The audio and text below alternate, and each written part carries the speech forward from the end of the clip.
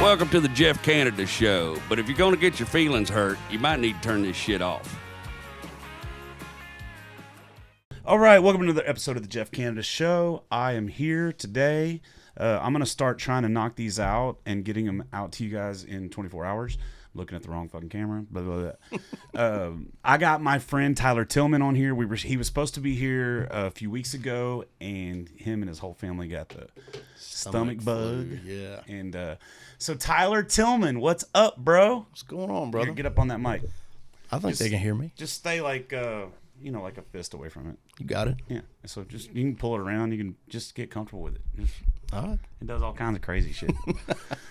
So I'm actually toying around with an idea. I just bought some Tascam lapel mics, and they're a lapel mic, and then they have their own hard drive, so they record directly to a to SD card.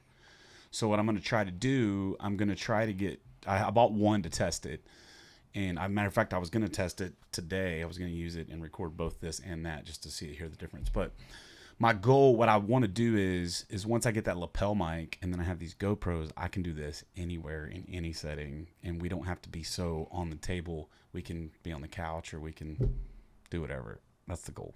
That's cool. That way it doesn't make it look so, I don't know.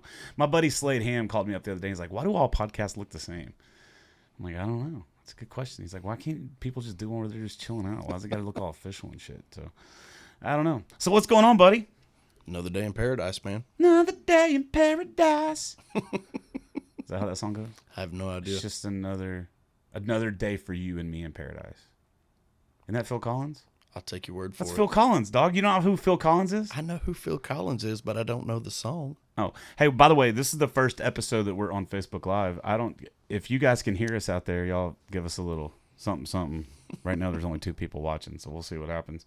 I'm here with Tyler Tillman, and so if you have any questions for Tyler Tillman, then hit us up. Let us know. But anyway, that's beside the point. It's the last thing I'm going to talk about Facebook, because if it doesn't work out, then I don't want anybody to know we did it.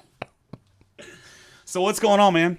What's up with life? Tell me something important. Something important. I'm trying to make these podcasts less about me, because when I go back and look at them, it's me talking a lot. So I got a funny story for you. Okay, let's do it. Do you remember the day we met? Met The very first time. No. It was at Olympic Sports Bar down off Huffmeister. Oh, for that benefit we did. Yeah, the toy drive or something like that. Yeah. Well, I played a song that day. Sorry. You're good. Played a song that day, and it was one of those, I only played it because one dude told me I needed to play it. Mm-hmm. And it got reburied in the annals after that, right? You know, it's one of those that somebody once told me I had a knack for writing sad or depressing songs. Yeah. And that's not who I wanted to be known for. So it was one of your songs? It's one of my Okay, songs, gotcha. yeah. And I buried it. And then I was playing a while back for a friend of mine who's turned into a sponsor, and he's like wanting to hear all of my original stuff. So I'm playing all the stuff that I normally play, the stuff that I like, that I think is good. Running out of material, he's like, play another one of yours, over and over and over. And finally I played that song. A song called In the Middle of 22, which still kind of a depressing song, but an important one. And he was like, that needs to be recorded. I was like, no, that song's too depressing. I got too many, sad, slow country songs out there. And he's like, no, that needs to be recorded. A couple weeks later, I play it out at the Del Cito Breakfast Barn, where I'm talking about over there off of... Yeah, my kid's the GM there. Trippy. Yeah. Did not know that. Yeah, Gavin. Makes sense. But anyways, I play it, and my lead player, we get done, he goes, dude, we need to cut that song. I was like, no. He's like, no, dude, it hit me in the gut. We need to record that song. So we ended up getting sponsored by that first guy. And we ended up cutting it, and we're actually fixing to put it out. It's a song that I didn't even want to play that day. And I like the song, don't get me wrong. It's just depressing. Okay, so do you want me to give you the full Jeff Canada response to that? Let's hear it. Or do you want me to give you what I probably should say because everybody says I know too? I don't know. Whatever. How about both? Okay, so the nice Jeff thing would say, well, man, you do whatever you want to do to make you feel great as an artist. And what would you want to say? Is that was that good? I'm trying to practice my my non-complaining and my more positive side of things. Did that work? You're on the right track. Did it work? You're on the right track. Okay. Now the Jeff Canada side of me thing says fuck all of that. Like fuck your opinions on what's sad and what's not sad, and a good song is a good song regardless of whether it's sad or happy or upbeat or down, or does not matter. A good song is a good song is a good song. And if you're depriving the world of hearing that good song because you think it's too sad, I think that's a severe mistake, because you wrote it and it's a part of you and it's a piece of your heart. And if you got to share it with the world.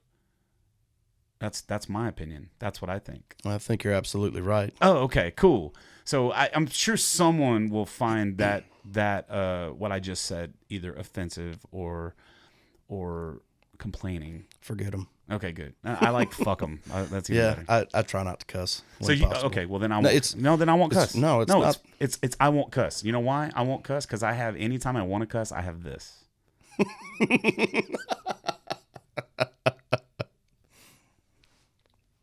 Anyway, no, I want to make this podcast more upbeat and more fun, and not so much just complaining about the industry, because there's a lot to complain about. But I don't want all my listeners to think that's all we do is sit here and bitch and moan and complain about the industry. That's true. So, I think if you write a song and you think it's a good song, now if you think it's shit, then you think it's shit, and it's probably shit. You know what I mean? Yeah. But I think if you write a song and you think it's a good song, then I think you should cut it. Okay, we got some comments. Hey, can y'all hear us on that thing, just to let us know if y'all can hear us or not? And this will be the last time I ask that, because I don't want this to become a Facebook Live thing. See, somebody's always commenting on my positive side. All right, so let's talk about new music. So you cut it already? Yep, it'll be out June 28th actually. June 28th, next month. Mm-hmm. Is that a Friday? Yeah. Okay, why are these people releasing songs not on Fridays? I'm seeing it a lot. I have no idea. I run through Smith Distribution, and they won't put anything out that's not on a Friday. Oh, really? Yeah, mm-hmm. I do the same thing. And so, have they threatened to, how many songs do you have out? 4. Have they threatened to pull you down at all? They never said a word to me. I didn't even know they'd cut a bunch of people until somebody called me and told me. Yeah, they're cutting a ton of people, man, and because they're not getting enough play, and also because some of them are going down this buying spins, and Smith is going to them and saying, "Dude, you can tell they're fake," and they're refusing to stop, and so they're cutting people. Mm-hmm. So at least that's what I heard. That's what I heard through the rumor mill. I don't want to be spreading rumors or anything like that. Well, you can go to my Spotify and tell I ain't been buying spins. Listen, I did it when I first started, and I did it, but I have not paid for any like playlist placement in like over a year, because DJ called me up and was like, "Hey man, 9,600 of your spins on this song are fake spins, and I'm just gonna let you know." This was before the thing, so I was like, "Oh, that's not good." But I've also noticed that every now and then one of my songs gets put on a playlist that I have nothing to do with, and it'll spike up for a week, and it'll be on these playlists, and I'm like, I hope it's legit. But all right, I don't know. I didn't even know that was a thing. I got to see if I'm following you on Spotify, because if I am, as soon as that song comes out, I'll put it on my weekly rotation, my weekly playlist, and that usually gets the artist 500 or 600 spins in the first week. Cool. So I got you. If it's a good song, I'm not too sad. I'm super proud of the way it's turned out. If it's too sad, I'm not putting it on there. Yeah. Forget yourself. No, I really am. I'm super proud of the way it turned out.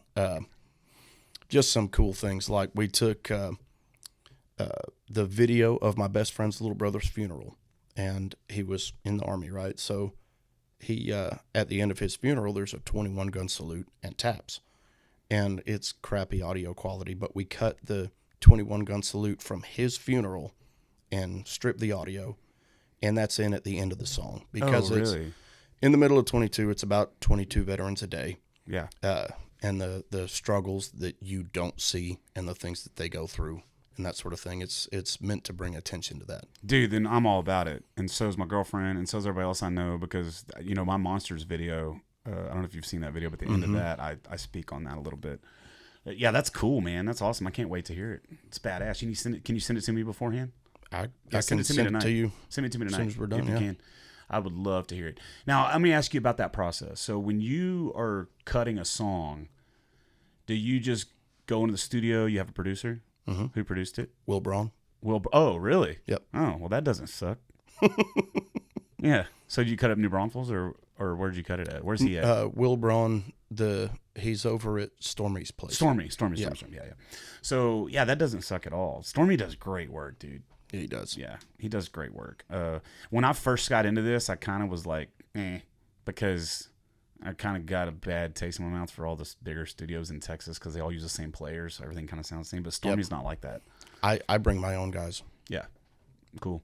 I'm doing my next record with Chad Malden, but I don't give a fuck about me. This is not about me. This is about you. So, when you're writing a song, so do you write it and just do like a video or whatever, like work tape, however you do it, and do you send that out to multiple people to get their opinions on it, or do you just automatically say, I'm going to take this studio and record it?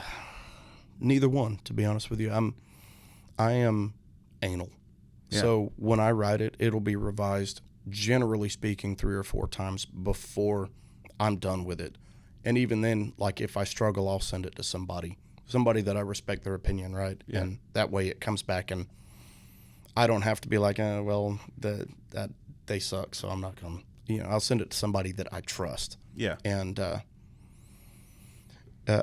when I feel like it's finished, I'll show it to a few people. Like my lead player, he's the leader of my band, right? If he says it's a gold, I'm going for it. Mm-hmm. But other than that, it's my wife, a couple of friends that I trust, my dad, Okay. and that's my process. Okay. I would offer you some advice, Mm-hmm. and you could take it or leave it. I don't really care. I have like 15 to 20 people that I really trust, and some of them are just fans of music, and some of them are writers, and some of them are just players, like just guitar players or whatever. And what I do is when I first write a song, I'll lay it down just like on a note, like on audio, just on the cell phone audio or whatever. And usually what I'll do is I'll take that song and I will play it live at my shows, like every night, to get it, like to just really get it down and like play with the phrasings and play with the this and and because you got to see how it's going to go over live, right? Right. And just and there's sometimes you'll find that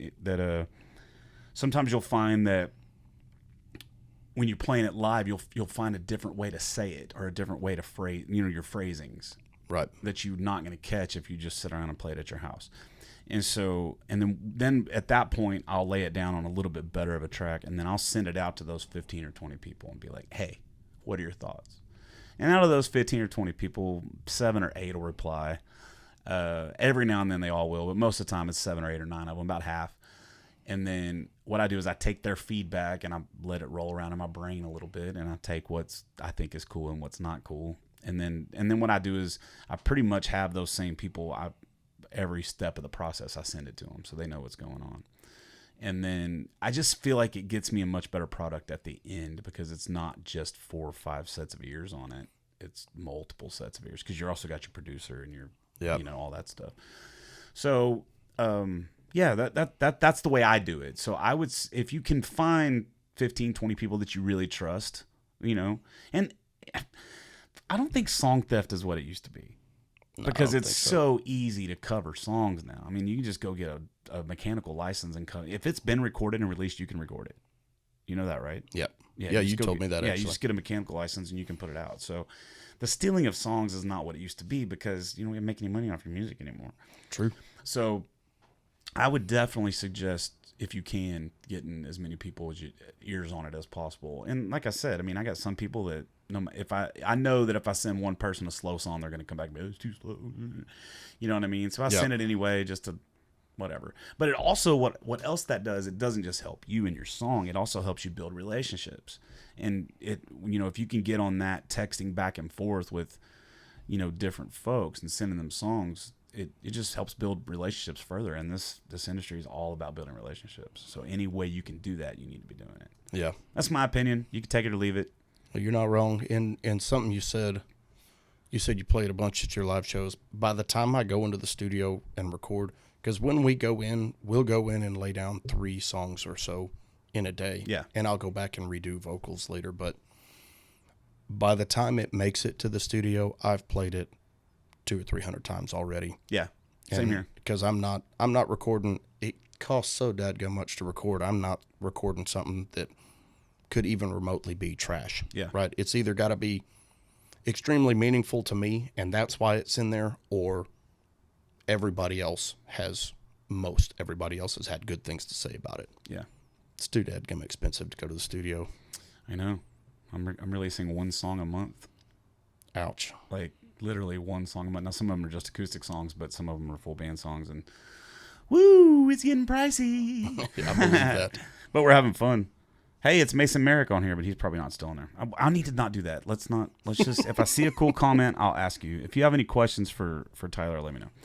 I just don't want that to become a part of the thing. You know what I mean? Yeah. Blech. But I think it's cool that you can interact with people, and I don't know, maybe it's a dumb idea. We'll see what happens. I don't think so. You don't think so? Mm-mm. Okay, so let's talk about your songwriting process. So when you're writing a song, are you thinking... Do you think about the topic first, and then you create the song, or do you think, okay, I want to write a song that's a Cody Johnson sounding song, or I want to write a song that's a Tyler Childers sounding song, or I want to write a song that's for this audience, or I want to write a song for that? Like, what is your thought process when you start writing a song? So I've written a song to sound like somebody else's style one time in my life, and I wrote it to be like Luke Combs, just to see if I could. That's literally the whole reason. But when I start writing, each song is different. Thank you. And sometimes, like, we got another one coming out after this one. It's called Heaven Has Neon Lights. And literally, I was driving. At the time, I was still driving the truck. I was in a 550. And every song, I was listening to the radio, which is something I never do. 3 songs in a row, we're all talking about neon lights. And I was like, we got too many songs talking about neon lights. And I was like, they're all, some of them are, they're slightly tweaked or whatever, but they're all contrived. They all kind of sound the same. They all kind of have the same point. And then I had this thought. I was like, the only time I need to see neon lights anymore is when I get to heaven. Hopefully they got neon lights up there so me and my wife can dance. Crap. That became my Neon Lights song. That'll be the one that'll come out after this one. It's called Heaven Has Neon Lights. And actually, I wrote the guitar part for another song for a friend of mine. He needed something to sing at his daughter's wedding and was asking me to help him write a song. So I sat down, had this cool part, had some words, and went and pitched it to him. And he's like, well, crap, I already wrote something, but I like that better. I was like, you tell me, we'll finish it right here and you can sing it. He goes, I'm not going to be able to learn that before the wedding. So I'll just sing mine. So the words didn't have nothing to do with me. It was all about him and from his point of view. So I was like, well, scrap that, but I like the guitar part. And I sat down with that Neon Lights thing in my head. And it was one of those 15-minute songs, It just came out. Yeah, that's the way Back to Texas was for me. Yeah. It was like, I wrote that thing in like 5 minutes. I changed one word in it afterwards. That was it. Those are some of my favorite songs. Yeah, me too. I mean, sometimes it just comes to you. And then I got other songs that, man, it's like breaking a fucking horse, dude. like I'm writing one called Eatin' Crow. And I really like the premise of the song. I just cannot. I just, for the life of me, can't. And so what I'll usually do is I just throw it in the bone pile and I'll come back to it later. And yep. I got quite a few songs that are in that stage of life right now. I think every songwriter does. For sure. Yeah. Like I got one called Black Sheep. That's another one that I've really been trying to get fit because there are things that I want to say. Like I'm not a songwriter who just goes in and writes a song just to write a song. Like every song that I release, I want it to say something. Yep. And so it's difficult, man. It's difficult, but you just got to keep going. But I would also say, fuck it. Like who cares if there's a million songs about neon lights, and who cares if there's a million songs about like I just wrote one called Back to the Whiskey, and I know that everybody's down in whiskey songs, and I already have Whiskey Tears on my first record. But one of my favorites. thanks, man. But this song is about the battle of putting down the whiskey. It's about putting down the bottle. It's it's each chorus is different. The first chorus is saying, "I guess I'll turn back to the whiskey." The second chorus is, "Why did I turn back to the whiskey?" And then the last chorus is, "I'm turning my back to the whiskey." And so it's a really unique kind of take on that, the whole falling off the wagon and getting back on the wagon and all that stuff, which so many of us musicians battle with. Absolutely. And so it's just it's a cool tune, and I really want to make it work. It's going to work. I mean, it's done. I mean, matter of fact, Chad Malden, who was going to produce my new record, I sent him all of my songs, said, which one you got started on first? And that's the one he picked. He's like, let's do this one first. But man, I wouldn't worry too much about if like sometimes I hear a songwriter be like, man, I wrote this song called this, but I don't want to release it because there's already a song called that. And like that, why does that matter? Like nobody has trademarks on. No. Yeah. No. So I'm real big on if I'm going to sing a song that if you're looking at the title, it's kind of like the cover of a book, right? If it looks like every other book. Right. But then you go and you read the description, like, okay, maybe this is different. If my song doesn't have a different spin to it, if it's not something that you're not expecting in that respect, I'm not doing my job right. Yeah. For me. Yeah. Yeah. Everything that I put out, not going to say I haven't written contrived songs. When I first started songwriting, I would literally take songs and try to rewrite the words. And then I would take words from other songs and try to rewrite the guitar part, just trying to figure out the whole process, right? But that's good exercise. Both of those are great exercises. Yeah. And I don't think you get, I guess there are people, but I don't think you get too far without practicing something in that aspect, right? Yeah. But well, it's a muscle. Yeah, you got to work it out. I write every day. Yeah. Every day I write. I mean, I used to write for an hour every day. Now it's sometimes it's 3-4 hours. Sometimes it's 10 minutes. And if I'm like I'm not feeling it, I'm not feeling it. But I try to make myself write every single day. Yeah, I admire that. By the way, trying to get to the point where I can write every day. It's hard to set aside time sometimes, though. Well, it is. I mean, you're married. Married, 2 kids. 2 kids. Yeah. How old are your kids? 2 and 6. 2 and 6. Oh man. Oh fuck. That hurts me. I got 2, but they're 24 and 13, and so it's a much different. Yeah. They can fend for themselves. Yeah, they can handle themselves. Well, I don't know. The 13-year-old still acts like he's 6, but it's they're doing great. The kids are great. So and then this is a hard life to do, like to really go after it too when you have kids that age. That's why I'm really just getting really started on my original careers, because my kids are finally old enough where I can go out and do it.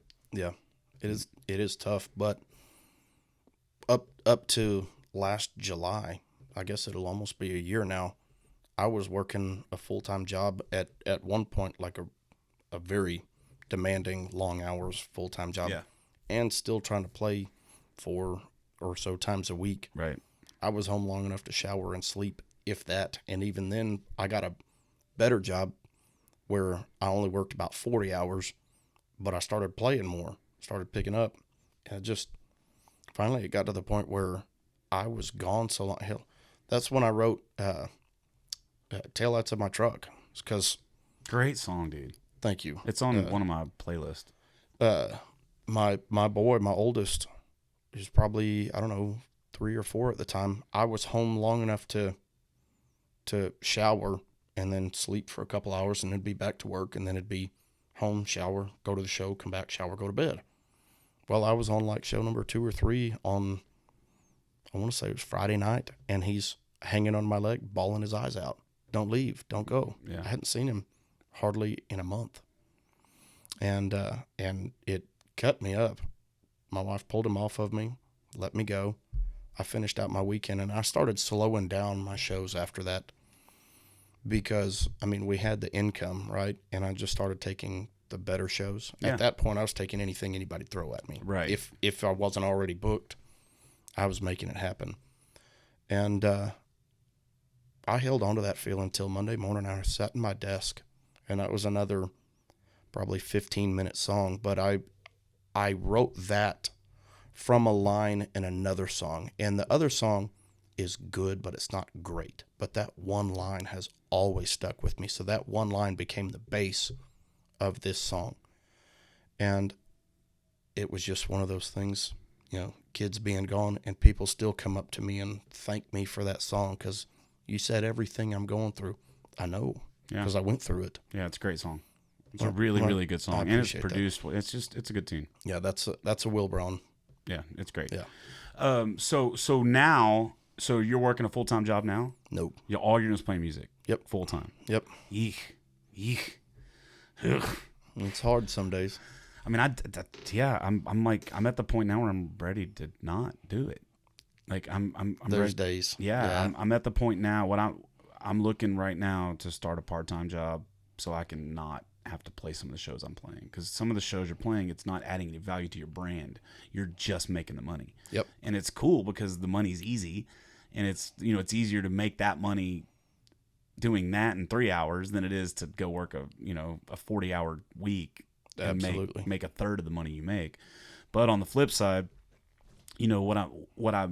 what I'm noticing, because my name is getting bigger and bigger and bigger. Right. And I'm getting these opportunities to do things, but these opportunities to do things are not paying near as much money as me just staying right here and playing a show. Yep.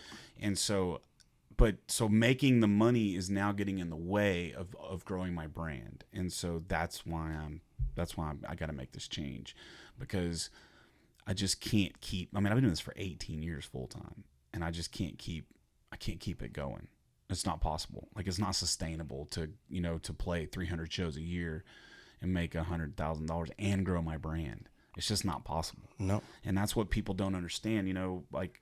There's like Peyton Riley. I had to talk with her mom, because Peyton's getting out there and getting into the game like we are, and like playing all these shows. And I'm like, if she does not need the money, then don't do that. Like, don't just play the shows that matter, because if you get sucked into the game, the cover game, if you get sucked into that game of playing 300 shows a year, making $300 to $500 a night, you'll never get out of that game. It is the hardest transition you can possibly do, because you're so used to that money. Yep. And you got these other guys that are out tearing up, like take Cody Johnson, for example. He was on the road for years, not making shit. And now all him and all his band, they're reaping the rewards for it.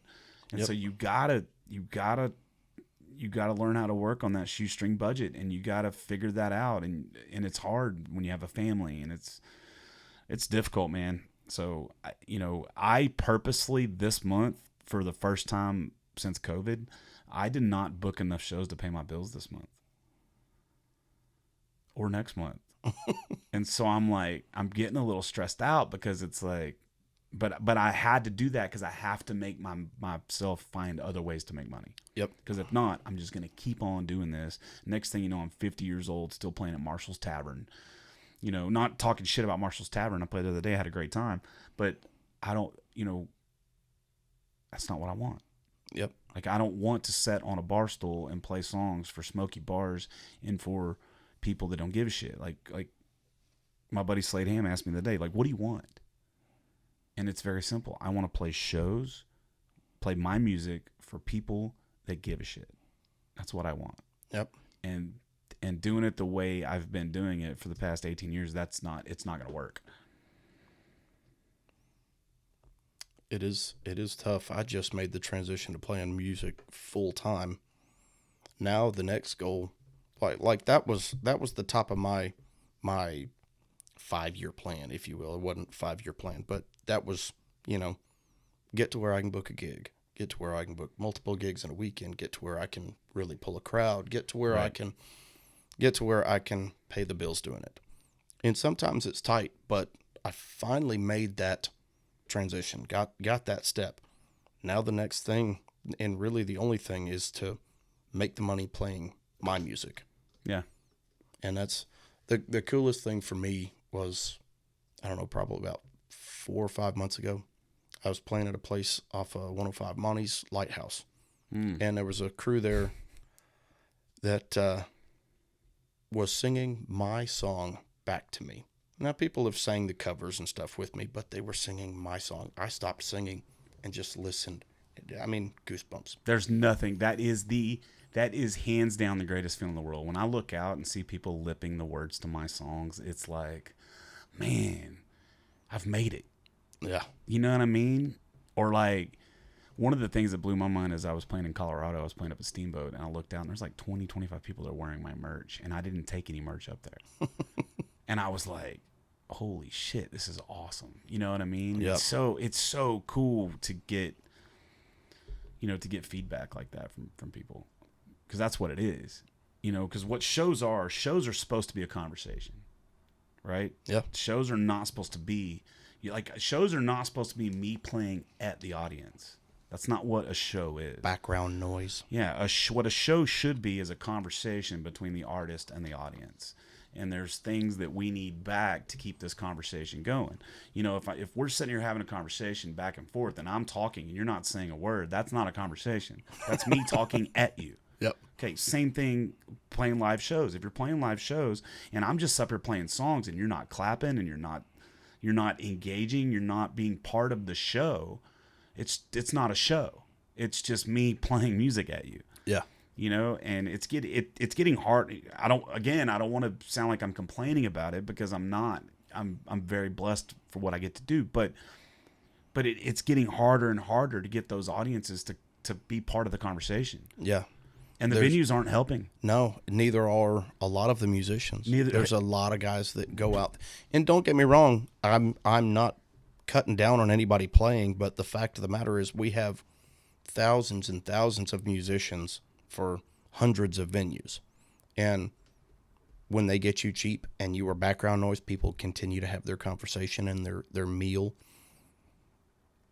People get used to that, and then they stop paying attention when there is a guy who can draw their attention up there.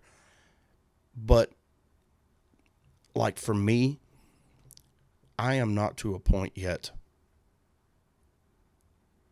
Well, what's the word I'm looking for? With my confidence level, where if people aren't looking at me, I'm going to be like, hey, y'all, are you enjoying what I'm doing? I mean, I have, but I don't do it all the time.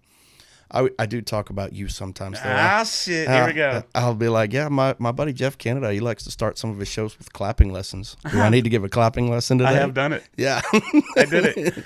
Most people find it funny. Some people get up and leave, but forget them. Yeah. And that's another thing it should be. Restaurants and bar owners and musicians, man, if you're trying to fucking please everybody, you're not going to be a successful business owner. You're not. I've seen restaurants all the time that they'll change the complete way they do business because of one bad Yelp review. Yeah. And you're like, you can't do that, because there's like food and atmosphere and music is very subjective. And if you're trying to hit a moving goalpost, like, it's not. Yeah. So you just got to do what you got to do and do it the best you can. And your audience and your patrons will find you if you're doing the best you can. Yeah. We're having some issues with the audio. So check this out. I'm not going through any of the microphones for the live. We just turned it up there. So it's just on the iPad way over there. So if it's not working, I apologize. This is the best it's going to get for now. If you guys don't want to tune in, I understand. But I'll get it fixed for the next one, because I'll put a mic in here and I'll do it. But we're stuck here for now. So sorry. Everybody's commenting on that. That's all right. Yeah, so let's check out the comments and see if there's anything cool. Sarah Lynn says, I love watching songwriters talk. It's behind the music, and I love this. Well, thank you, Sarah. We love doing it. Yeah, I'm sorry that the audio is hard to hear. I can't do anything about that. Oh, Jeff changed the lyrics. Yeah, I change the lyrics all the time to get people to pay attention, for sure. Not many crowds can clap in time. They need lessons. That's what my pastor says. It's working, dude. Just a bit quiet. So that's all they're saying. They're just talking about the audio, which whatever. Because I'm filming this in post, and there's no mic going through the thing. But whatever. I'm not even gonna edit this shit out. I'm just gonna let it in there. So back to songwriting. Whenever you get to the point where you're like, okay, this song's done, and are you automatically like, I'm going with Will? Is that the way it goes? Or currently, yeah. I mean, I've only got 4 songs out at the moment, and we've got 3 more ready in the wings. We're hoping to finish leave those 3 as part of an upcoming album, but it all depends on finances and stuff. Yeah. So I don't jump around a whole bunch. We've got a good thing going over there, and I like what we put out. When it starts feeling stale, I might make a jump. Yeah. Worry about that. Yeah. Well, that's what I'm doing now. So I've been shopping producers for the last probably 3 or 4 months because up until now, everything that's been released, I've produced myself. Now, I do go to a real studio and I hire a real engineer, but I'm the one that's making all the decisions. There's nobody else that's doing, there's no like push and pull, you know? Right. And so this next album, I've settled on Chad Malden. He's up near Tyler. He just did Colton Moore and the Gracious Few.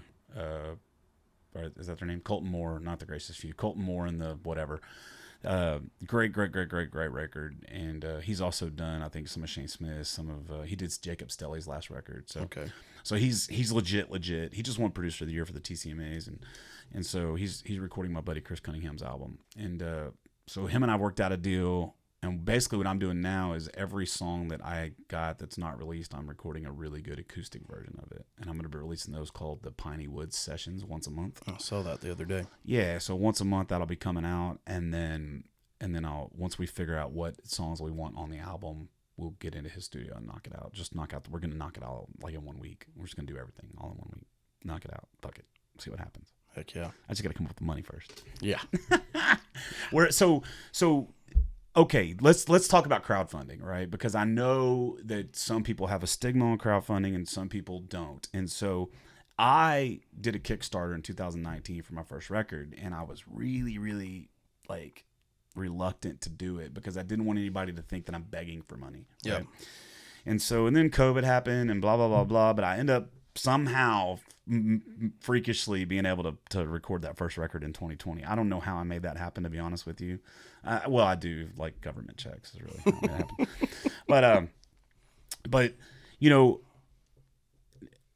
I'm going to do a crowdfunding for this next one. And I'm teaming up with Edgewater Music Group. Okay. They're the ones that did Paige Lewis's last record, and they're doing her new record, and they have like a whole crowdfunding thing that they do. And if you record with them, they do the crowdfunding for free. And then they just charge you to do the record there. But they always go for way more than what it's going to cost because they know, like, for instance, you know, I can record a record for about $15,000 for a 10-song record, right? Right. About $1,500 a song if you do the whole album with somebody. But we're going to go for like $35,000 because there's so much cost after the record that has nothing to do with the studio to promote it properly. Yep.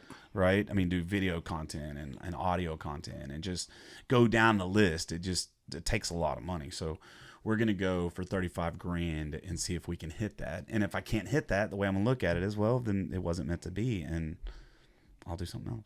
That's the way I'm going to look at it. But I was very anti-crowdfunding. Not anti, I would still donate to people crowdfunding. I just didn't want to do it myself because Of that stigma? Yeah, because of that stigma. But somebody said something to me the other day, and they said, listen,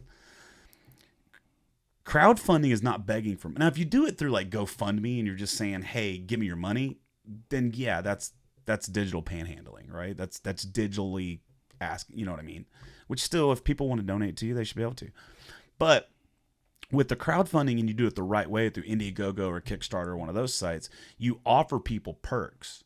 So basically, they're pre-ordering stuff. So they're basically saying, hey, for $50, you're going to get, you know, a T-shirt, right? You'll get a T-shirt. And so that's going to cost me $10, $11, right, out of my pocket. And then that's $40 that's profit that goes for the record. Right. So and there's other things that are free, like a day in the studio with me, or I'll do a songwrite with you, or whatever. And you can go down the list. You can come up with all your own perks and all that stuff.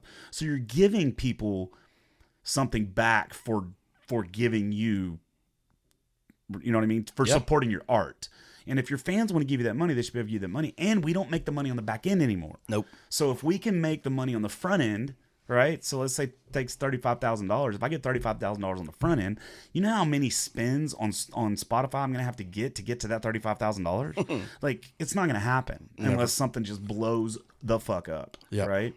And so that's where I'm at on crowdfunding now. So I've totally changed my mind about it. And I think that everyone should do it. I think you should absolutely do it. You know, if you want to do it per song, you want to raise $1,500, or even if you want to say, I'm going to put $1,000 of my own money, I need to raise $1,000 more. And you do it, and you you get it. I think we need to do that. Absolutely. Yeah. So I'm doing it on this record. I don't think if you have had to try to fund your own art, you really have a leg to stand on in that fight, because it's so hard to make money on your own music. Right. It is hard. Which is why I think to do it these days, you have to have a day job. You have to have a job or some sort of supplemental, a part-time sales gig, or you're out doing Uber Eats or DoorDash or somebody with some money behind you. But I'm talking about if you're going to fund it yourself. Okay. Right? If you're going to fund it yourself, because the problem is you have to go out and you have to play these shows, and you have to have the equipment to do so, which costs money. Okay. Then you have to go out and you have to make your money that night, and that money has to pay your bills. And you got to hope that you make enough that month to peel off a little something to create more art. And it's just not sustainable unless you're one of these, like if you're one of these bands that are making 10 grand a night or 20 grand a night, then yeah, it's not a problem. You know, if you're Wade Bowen or Randy Rogers that are making 35, I don't know what they're making, but 25, 30, $45,000 a night, then it's very easy for them to set money aside if they live within their means. But when you're making $1,500 a week, you know what I mean? Yeah. There's just not a lot of left over to go out and help this. Nope. And so again, I don't want to come across as complaining. Some of you sensitive fucks. That's not what I meant. I'm not complaining. I'm just saying that is the way of the world right now. It's the way of it is. Where we and are. If you don't like it, that doesn't make it complaining. It is hard to do this. Yes. It is hard in so many ways. Yeah, some cockfuck the other day told me online, you chose this life. You chose this. You complain too much. You chose this. And I'm like, dude, first of all, I didn't choose this shit. This shit chose me. Like this is my talent. This is what I do, and I'm very, very good at it. And so you can say that I chose this, but the way I look at it is this life chose me. And I'm doing everything I can do to maximize everything I do. And yeah, there's a lot of complaints because there's a lot of fuckery. You know what I mean? When you look at the whole music from start to finish, there's just so many vultures and snakes out there. And for people to say that they're not, they don't know what they're talking about. Everybody's got their hand in your pocket, man. Everything in this business costs you money. Yes. Everything. Yeah, I spent about $180,000 since 2021 on my career. That's about how much money I've spent. Think about that. $180,000 since 2021. Just that's what I've spent on the actual art. I believe that. I believe that. You know what I mean? Because everything, and and I say it all the time, the reason that I'm so vocal about it, and the reason I say the things I say about it is because I'm 45, man. I'm 45. I'm on my way out. Like, there's a whole new generation of folks coming in here. I'm like on the back nine. You know what I mean? I'm not going to blow up to be Cody Johnson. It's not going to happen. I mean, if it happens, cool, but that's probably not in the cards. But if me bitching about something on here helps another artist, keeps them from making that same $10,000 mistake that I made, then it's a win. You know what I mean? Yeah. So all you guys that want to judge me for being too negative or whatever you want to do, judge away, because you guys are not in my inbox. You know, they don't see the messages I get from artists and the message I get from even radio stations being like, dude, preach, bro. We have to deal with it all the time. These radio promoters sending us bullshit, like just because they got the money to do it.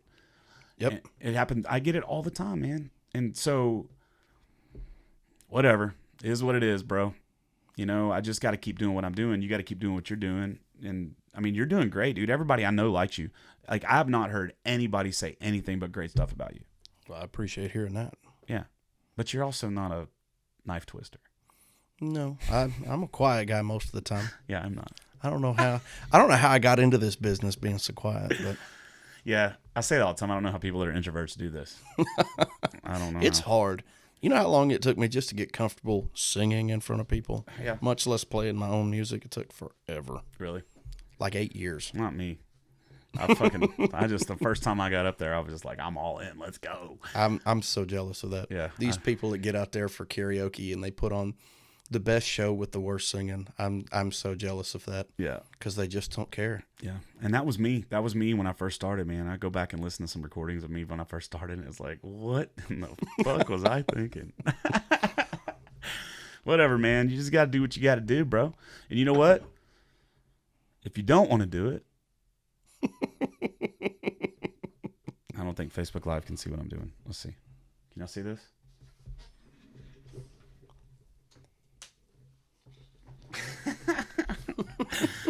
I got this. This is a, what are they called? The coins.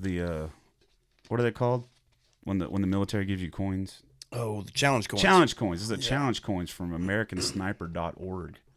I did an event. They gave me a few of them. I got another one somewhere. That's cool. Yeah, Uncle Sam. I want you to quit being him.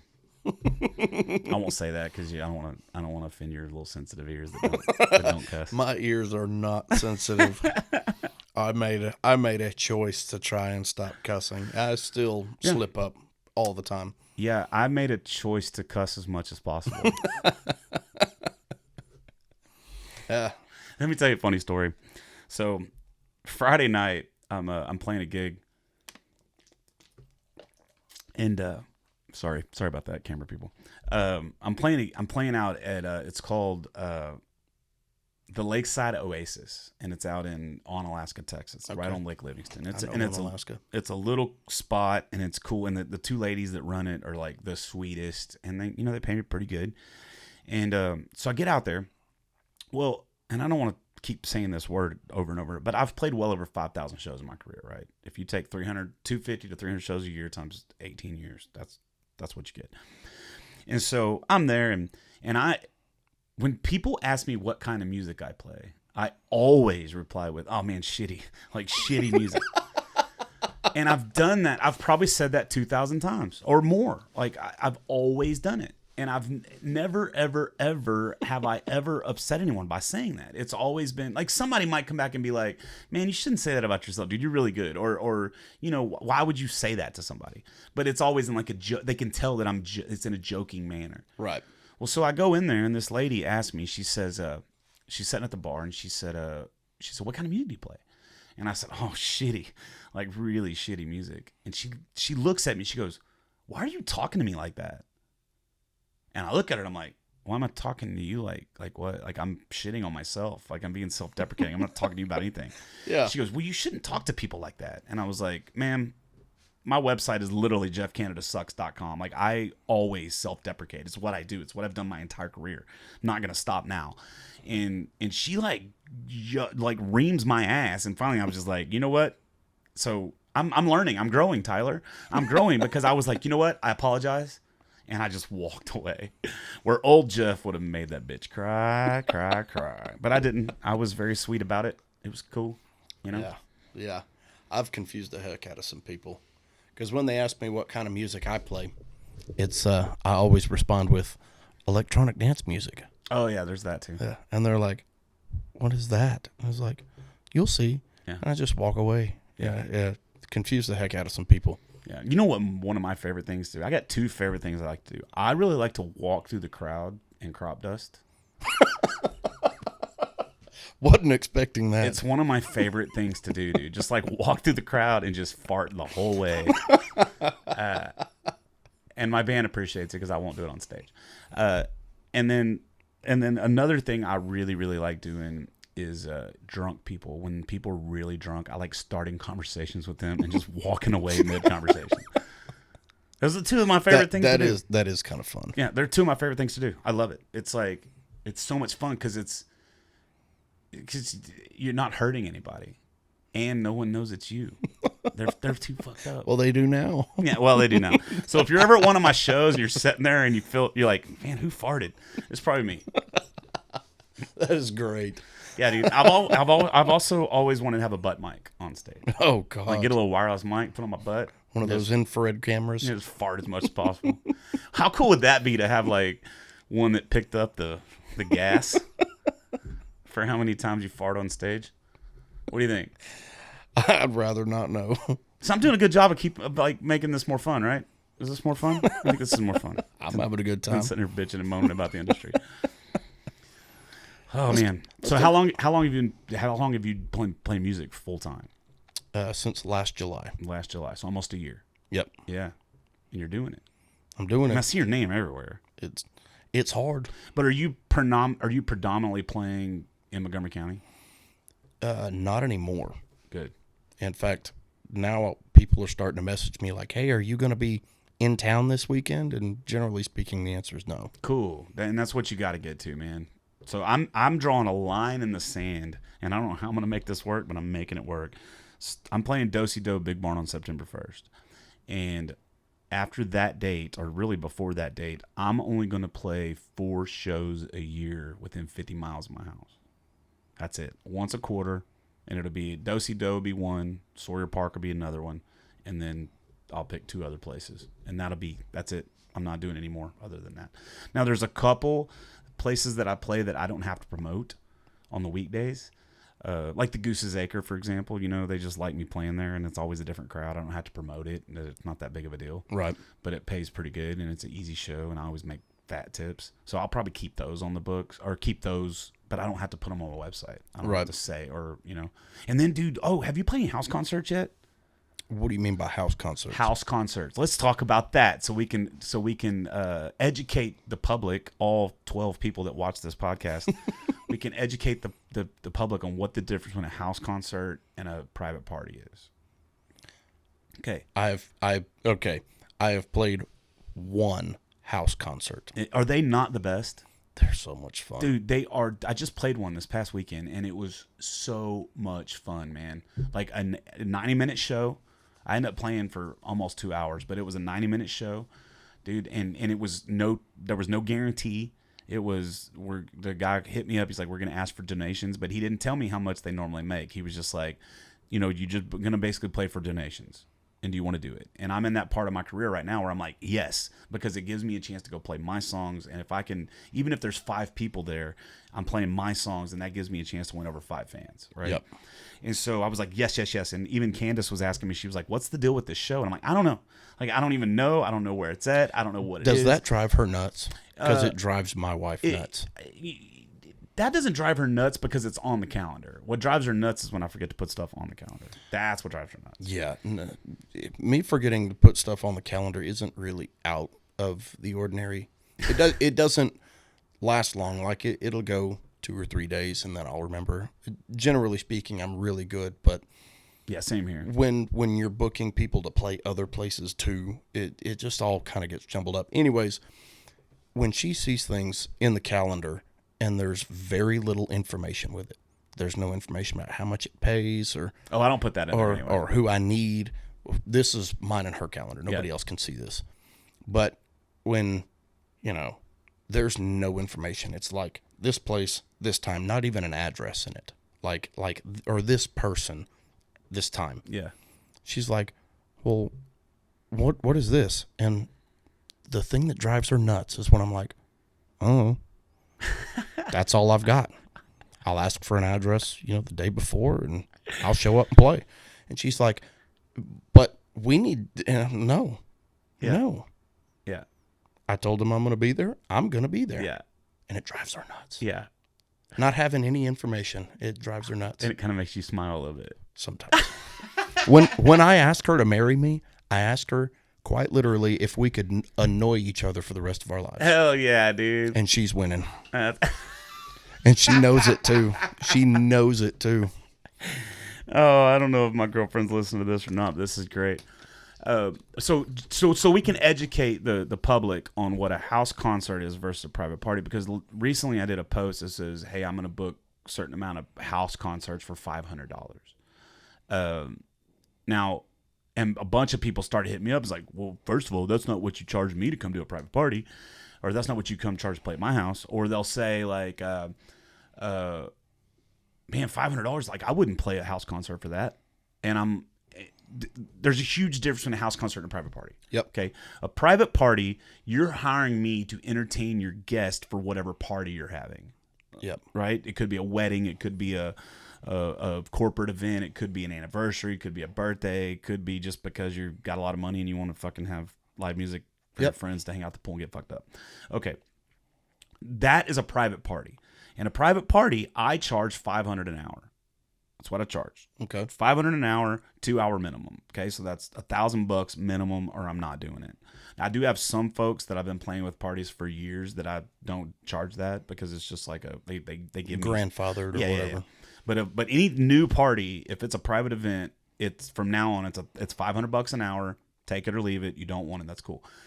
Now, the difference between a private party and a house concert, what you have to do is you're gonna invite friends out that you think would like the artist that you're booking. Right? Right. And you're gonna set it up like a house concert. The chairs are gonna be set up a certain way to face the stage. And you're gonna sit there and you're gonna listen to this. You're not over playing cornhole and doing all this stuff. You're listening to the artist. It's interactive. Yes, that is a house concert. That's the difference.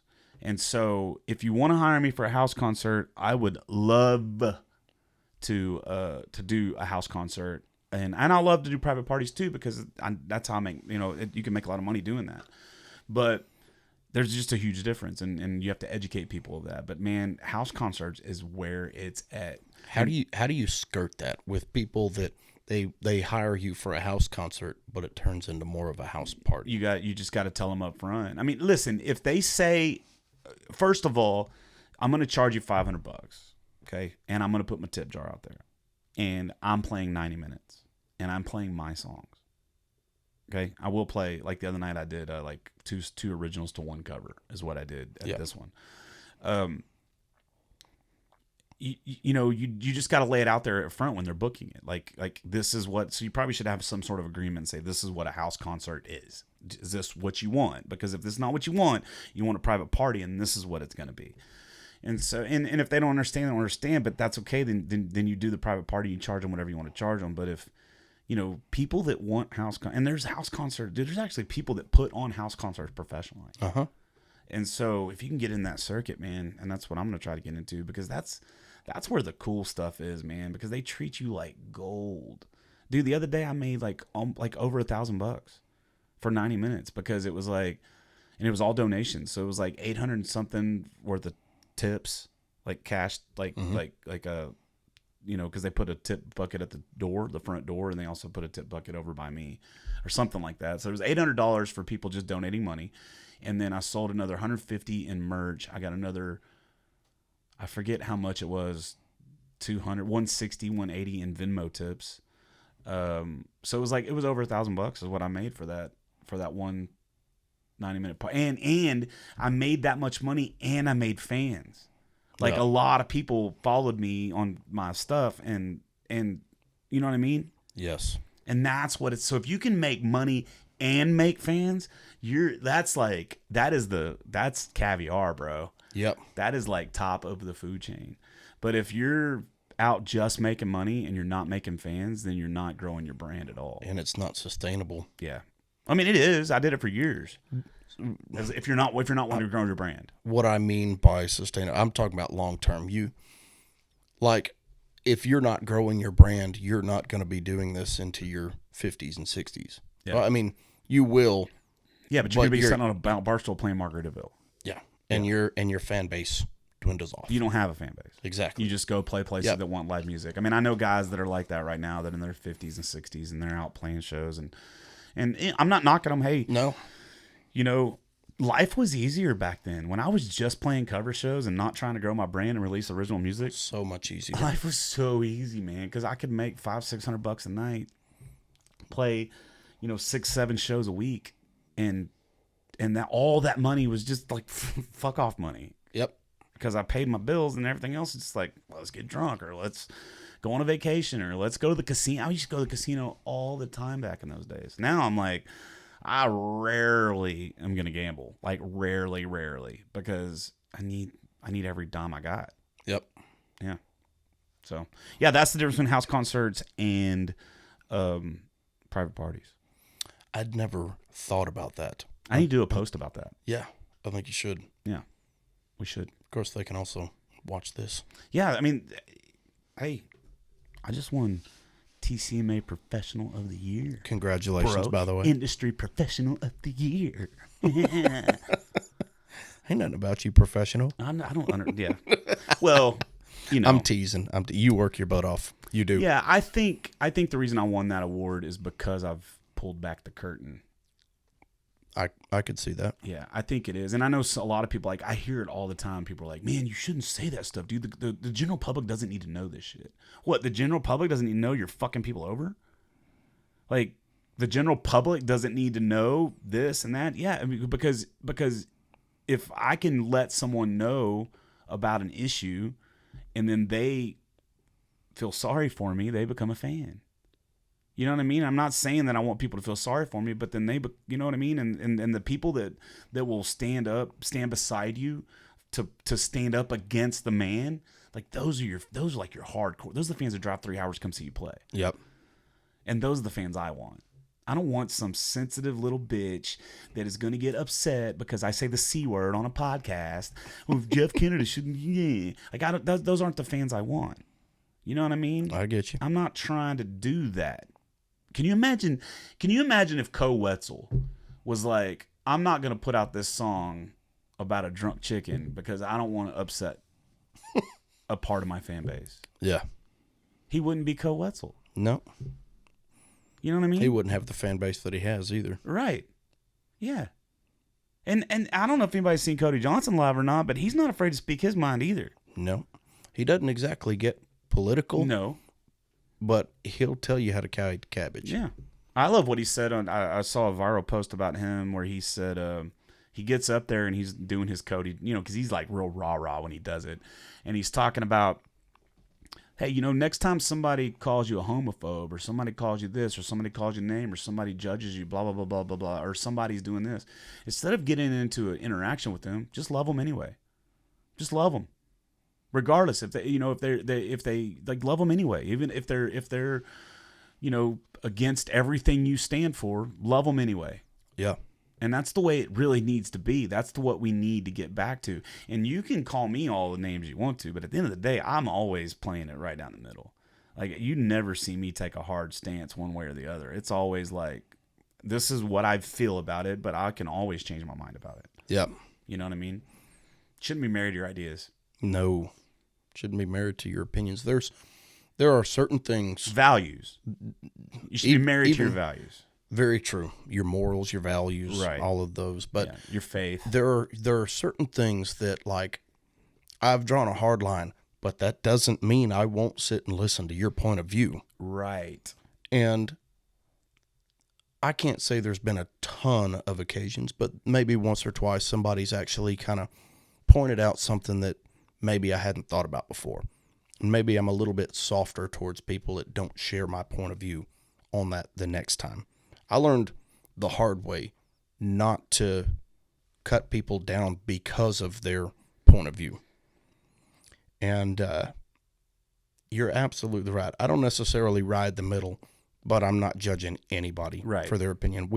I've never lived life seeing through your eyes. Yeah. You've never lived seeing through mine. We don't know each other's whole story.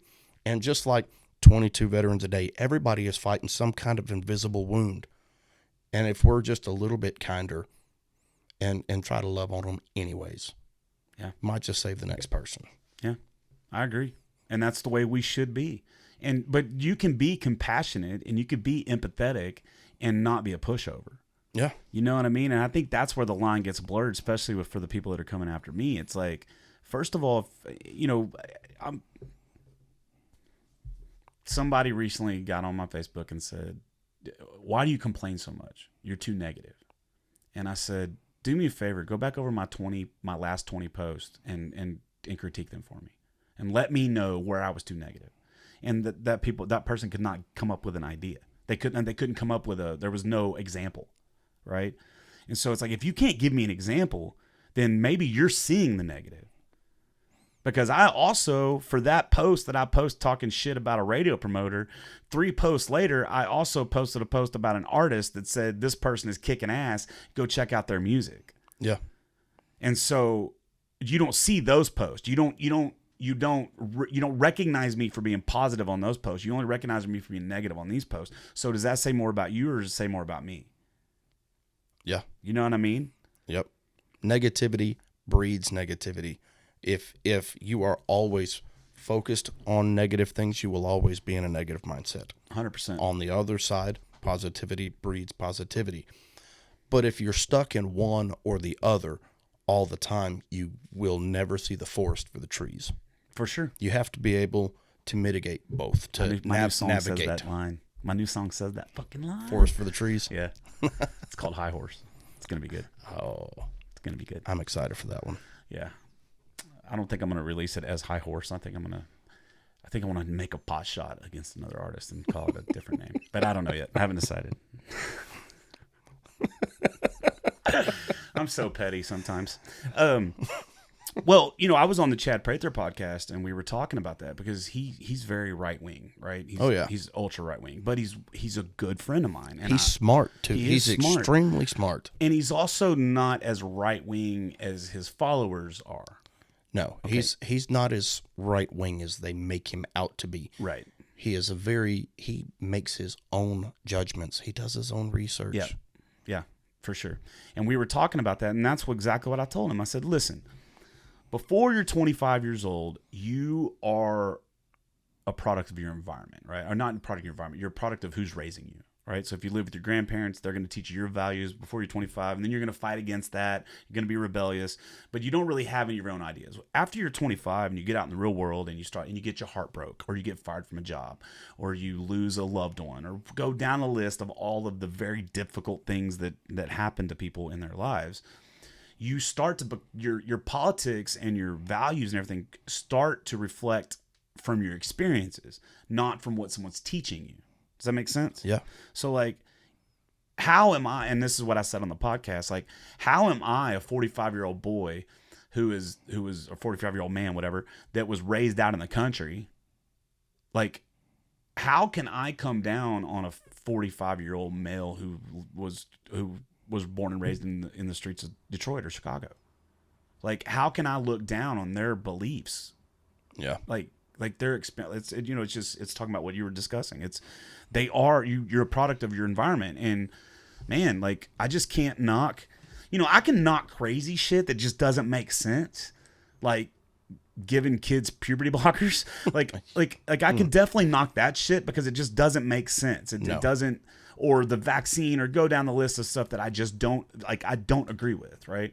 I can knock that stuff, but I don't knock the person that decides to get the vaccine. Does that make sense? Absolutely. Like me saying this vaccine is horse shit and it's causing a lot of health problems, and go down the list of stuff that's been proven. For me to say that, I'm not attacking the person who decided to get the vaccine, because you have your reasons on why you got that vaccine. Yep. I got into that hot and heavy with a good friend of mine. And so a lot of people don't know this. I went to college for a year. I went to Texas A&M Biomedical Sciences. I wanted to be a veterinarian.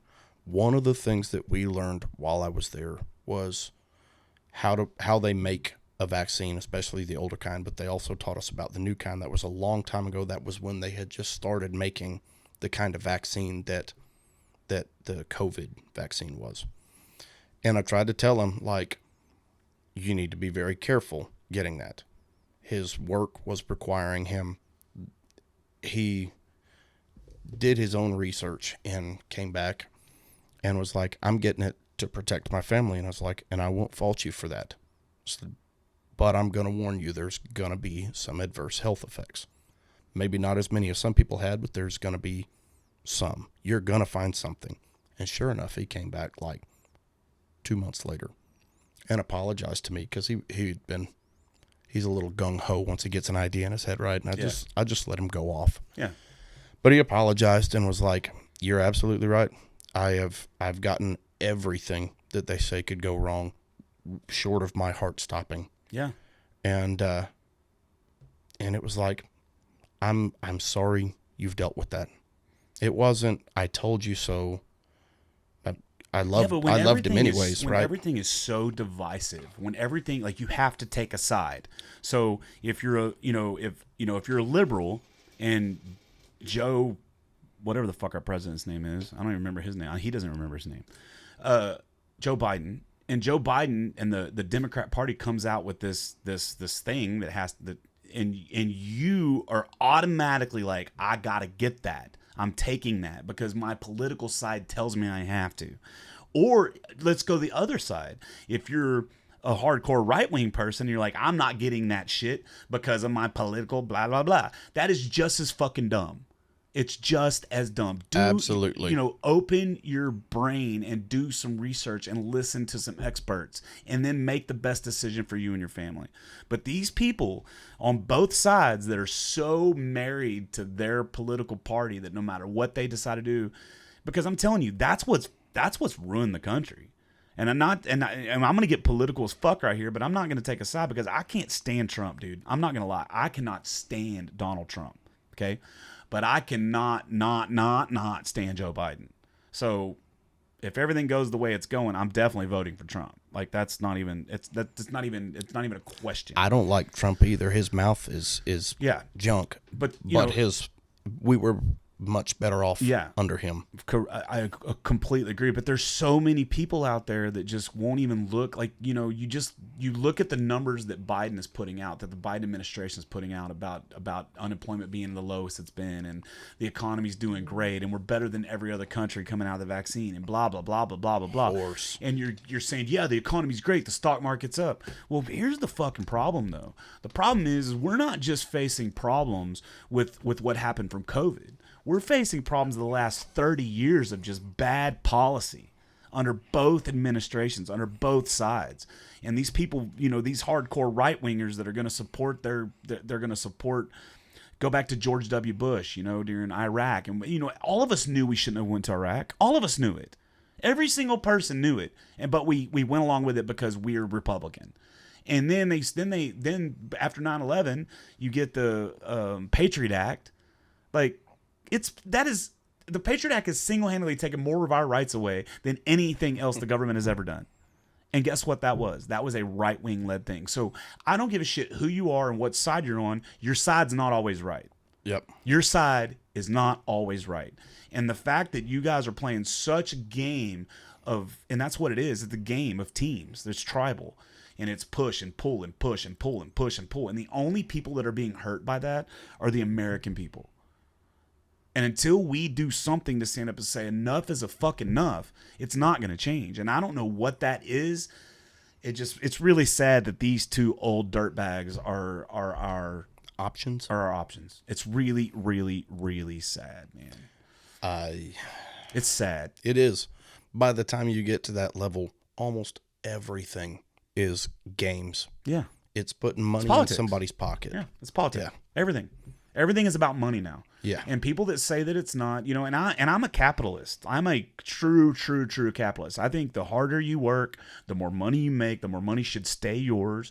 And, if you're a CEO making $300 billion, then cool. If that's what that company's worth. But I'm also not for unchecked capitalism. And that's what we have right now. We have monopolies. Spotify, the airlines, the banks, the auto industry. Go down the fucking list, man. You got 5 or 6 companies. Go down to the food companies. You go to that grocery store. Yeah, you have the illusion that there's all these companies in there. But really, there's like 3 companies that own all of those brands. Yep. You know what I mean? And they're putting poison in it. And everything's about the stakeholder, or the shareholder. At some point, these companies are going to have to realize that it's not just about the shareholder. It's about the stakeholder. And stakeholders are everybody involved in that company, including your customers. And the companies that realize that are very, very successful, and the ones that aren't, they make a lot of money. But Spotify's a perfect example, man. Spotify's a great example. Let's talk about that for a second, because I think it was you that shared the post I saw about the CEO. Yeah, I know you shared it. But. Yeah, and I don't even know if that's real. I don't even know. It could be AI driven. I don't. Did you read the whole thing that he's? Yeah, because I read it. The way he talked about content almost seemed like he wasn't even talking about music. Right. But correct. Yeah. Being the Spotify CEO. But here's the problem with Spotify. Okay. The problem with Spotify is they geniusly set it up. Okay, because what they did is they made the numbers, the viewers, the monthly listeners, they made that a public thing. Okay, and think about how smart this is. How many artists do you know that promote their music on Apple Music? Zero. I'm not saying don't put it on there. Nobody talks about Apple Nobody Music. talks about Apple Music. Nobody talks about YouTube. Nobody talks about any of that shit. Or Amazon Music or why is that? iTunes. Because they don't have those numbers publicly displayed. So now you build a company that is built on the backs of people creating music. Okay, you're not spending any money. We're spending the money. Yeah, you got your servers and you got that sort of stuff, but we're spending the money and then we're putting it up on your platform. You're making money off of us, and we're the ones promoting your product. And you don't even get paid until you've hit a certain point. Yeah, but think about that though. Just think about that. Think about what other industries like that. What other industry is the customer, the worker, and the advertising is all the same as all the musician. It's all the same person. You know what I mean? Yeah. It's crazy. And they set it up. I mean, it was geniusly set up, but there should have been some checks and balances to keep that from happening. Because now this is what you have. You have a CEO that's making millions of dollars, making more money by just being the CEO of a company than the biggest artist there is off of that.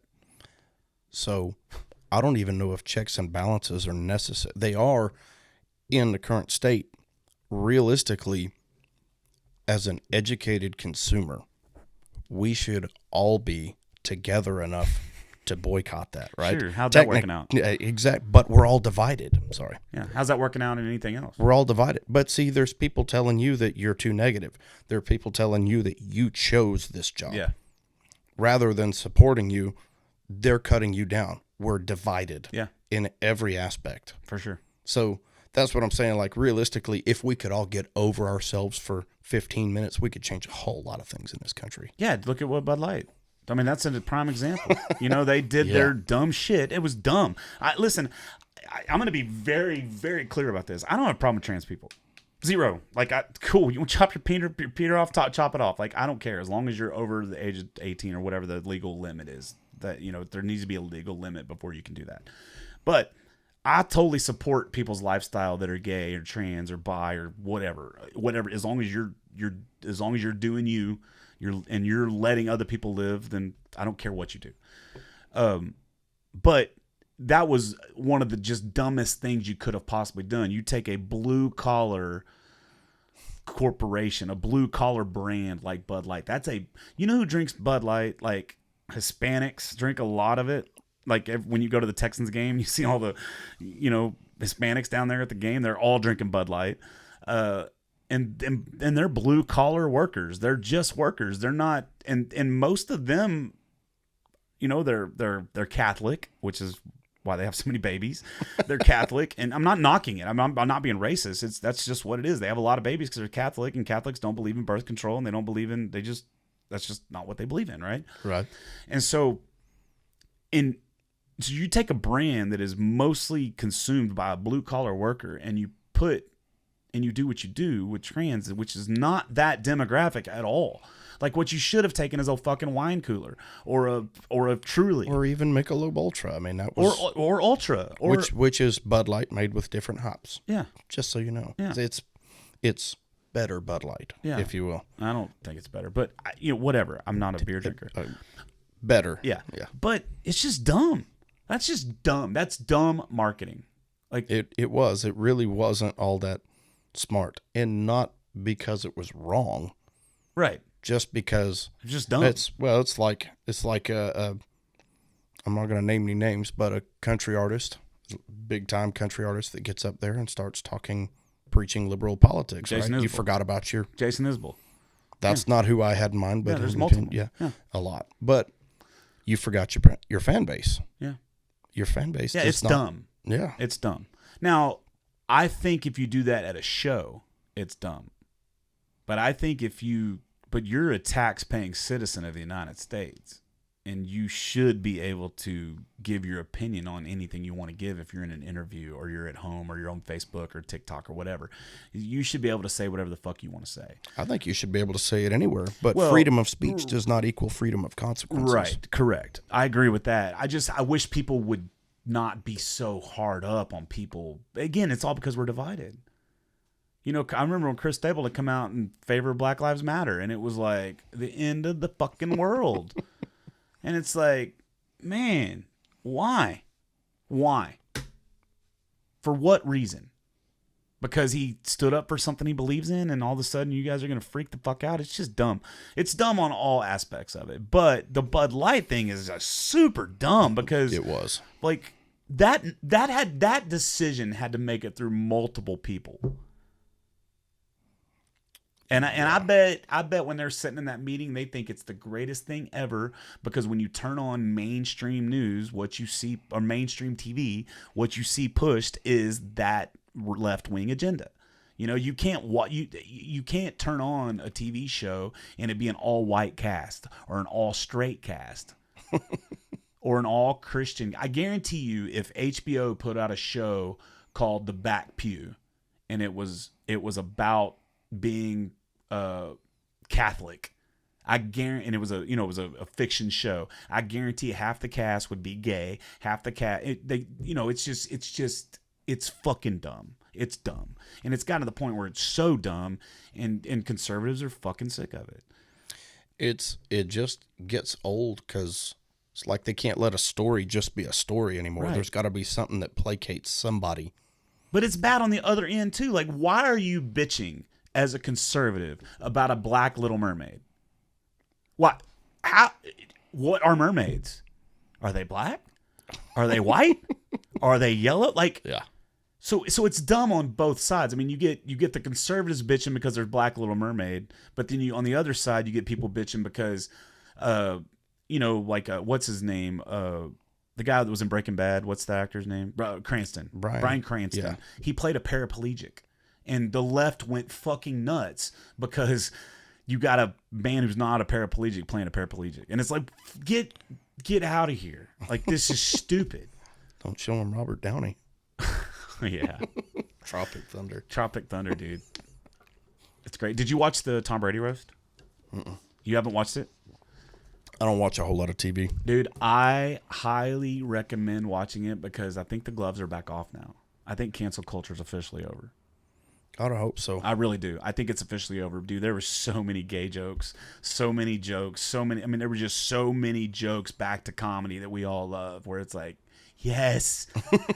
You know what I mean? And even if you don't, I mean, one of the ladies was a black lesbian, and she's up there making straight whatever jokes, and it's still funny because it's just funny. Good. It's funny. If we can't laugh at ourselves, Yes. we got no business laughing at anybody else. Yeah, I agree, man. Tropic Thunder is such a great movie. Yes, but it would not have been made the last few years. No. But I think it would be made now. I think somebody would make it for sure.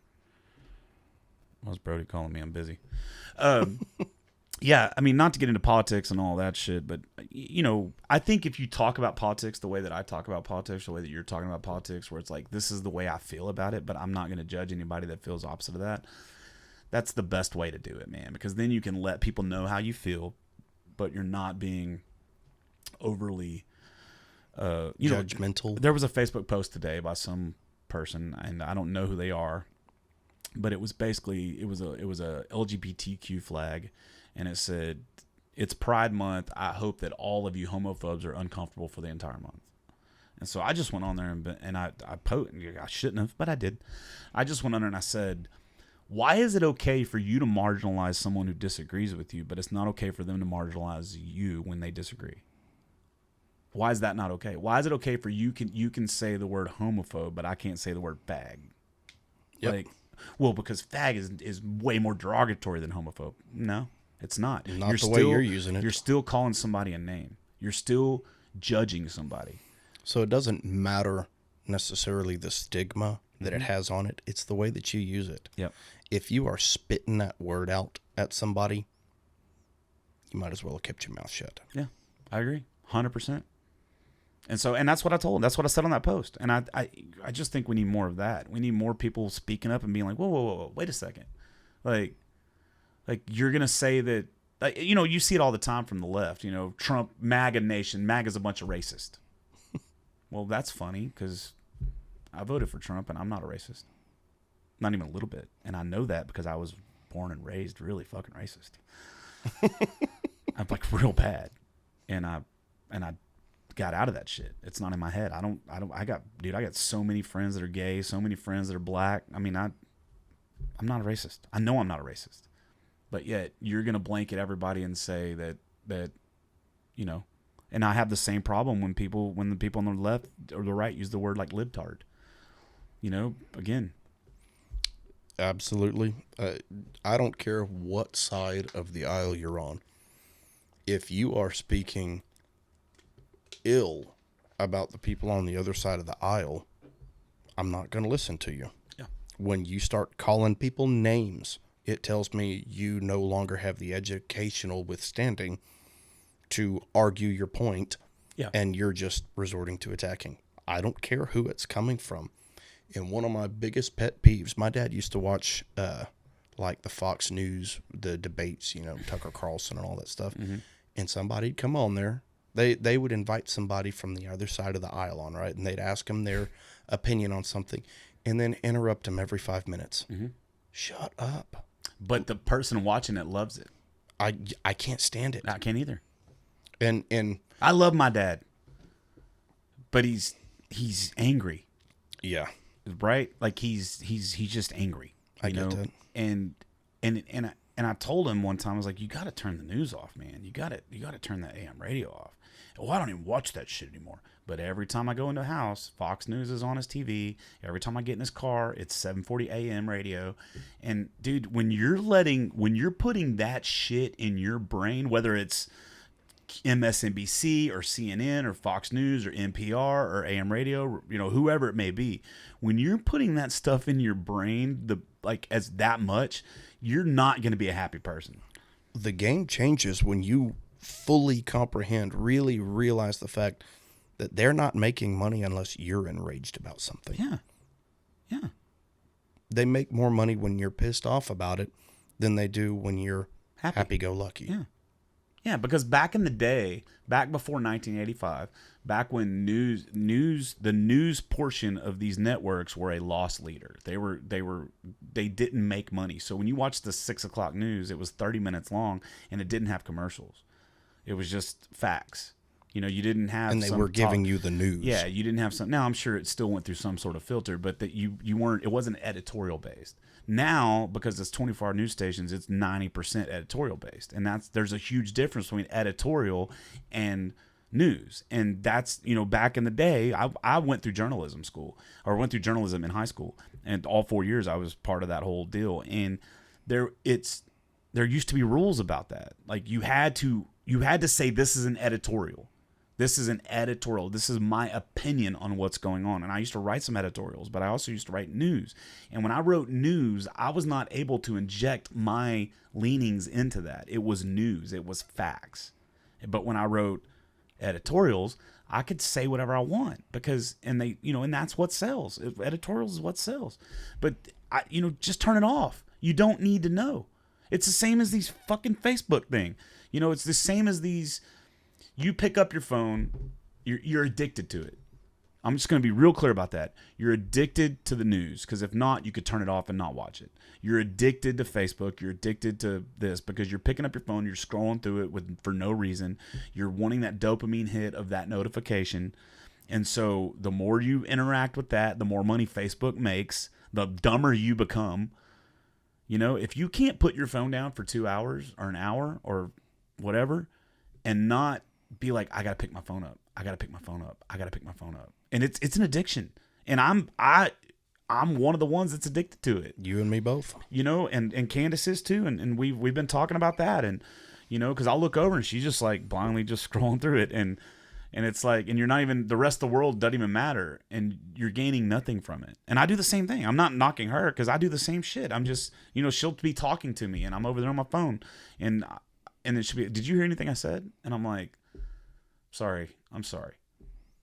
You know, I'm sorry.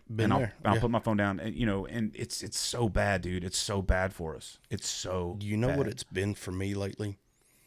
Since we finally decided to put In the Middle of 22 out, my wife made this video, like promo video or whatever. And we actually, for once, put an ad out on it.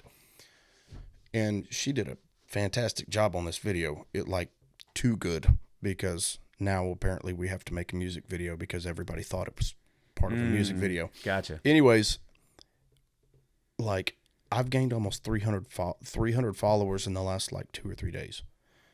And it's from my song and her video. And it's not that I'm so much addicted to the phone, but I struggle so much with self-doubt about playing music that when these people are following me, it gives me that little boost. It's like, dopamine. okay, I can do this. It's dopamine. Yeah, It's all dopamine. absolutely. Yeah. It's just coming from a different reason, right? But there's also a reason why we're on there. Does that make sense? Uh-huh. But what I don't understand is how the general public, somebody who's not making money off social media, who's not trying to grow a brand, who's just a normal person who works a normal job, why are they on their phone all the time? Same reason you and I are. All right, I know. It's because it's a fucking addiction. Yeah. You're addicted. Yeah. There is no, like, it's the same as being addicted to crack. It's the same thing. If you're at the point where you are thinking about, when you're doing one thing, but you're thinking about another, that is an addiction. If I'm sitting here talking to you and I'm thinking about when my next, man, I need a fix. If I'm thinking about that, that is an addiction. Yep. Now, I don't think really, honestly, that I'm addicted to my phone. Because, like, when I'm doing this podcast, I'm not thinking about my phone. And on festival days... I wasn't, thanks. Oh, but like on festival days, you know, you can ask Candace on show days, I don't even look at my phone. You know why? Because you're addicted to that more than you are your phone. Exactly. And if we would learn how to, like... And so what I started doing, I came up with this new rule, and I'm having a little difficult time getting it... putting it in place. But what I do is I have an Apple Watch. I'm not wearing it right now, but I have an Apple Watch. And what I do is I look at my phone, I check my notifications, and then I'll set an alarm on my Apple Watch for 1 hour. And I make it a rule. I cannot look at my phone for 1 hour. I'm stealing that. You know, now if it's if somebody texts me or something, then I'll deal with that. Or if it's an email, then I'll deal with that because that pops up on my phone or whatever. But I'm not going to check my social media for an hour. Because why? Why do you have to do it every 5 minutes? Why do you have to look at it so much? Why? Because they know what they're doing. It's the same as this food. Yeah, well, it's the same as everything else. The more you do it, the more you build. The more you build, the more you do it. The more you do all of these things, it is your instant gratification. Yeah. Just like getting those new followers from me. It is instant gratification. You know when it'll drive you nuts? I'm not, and this is not me bragging because I'm famous. Not famous. It's not me bragging, but when it really drive you nuts is the first time you have a viral video. When you have a viral post. Over the last year, I've had probably 8 or 9 viral posts. And over the last 3 months, I've had like 6 or 7. So it's been happening a lot lately. And it's just like, it gets to the point where it's so much notifications, you just finally just put it away. Like, I can't keep up. I can't keep up with the comments. I mean, that one photo I posted last year about being 800 or what was it, 600 days. 600 days since I've been drunk. It got 2.5 million views, and it got like well over 1,000 comments.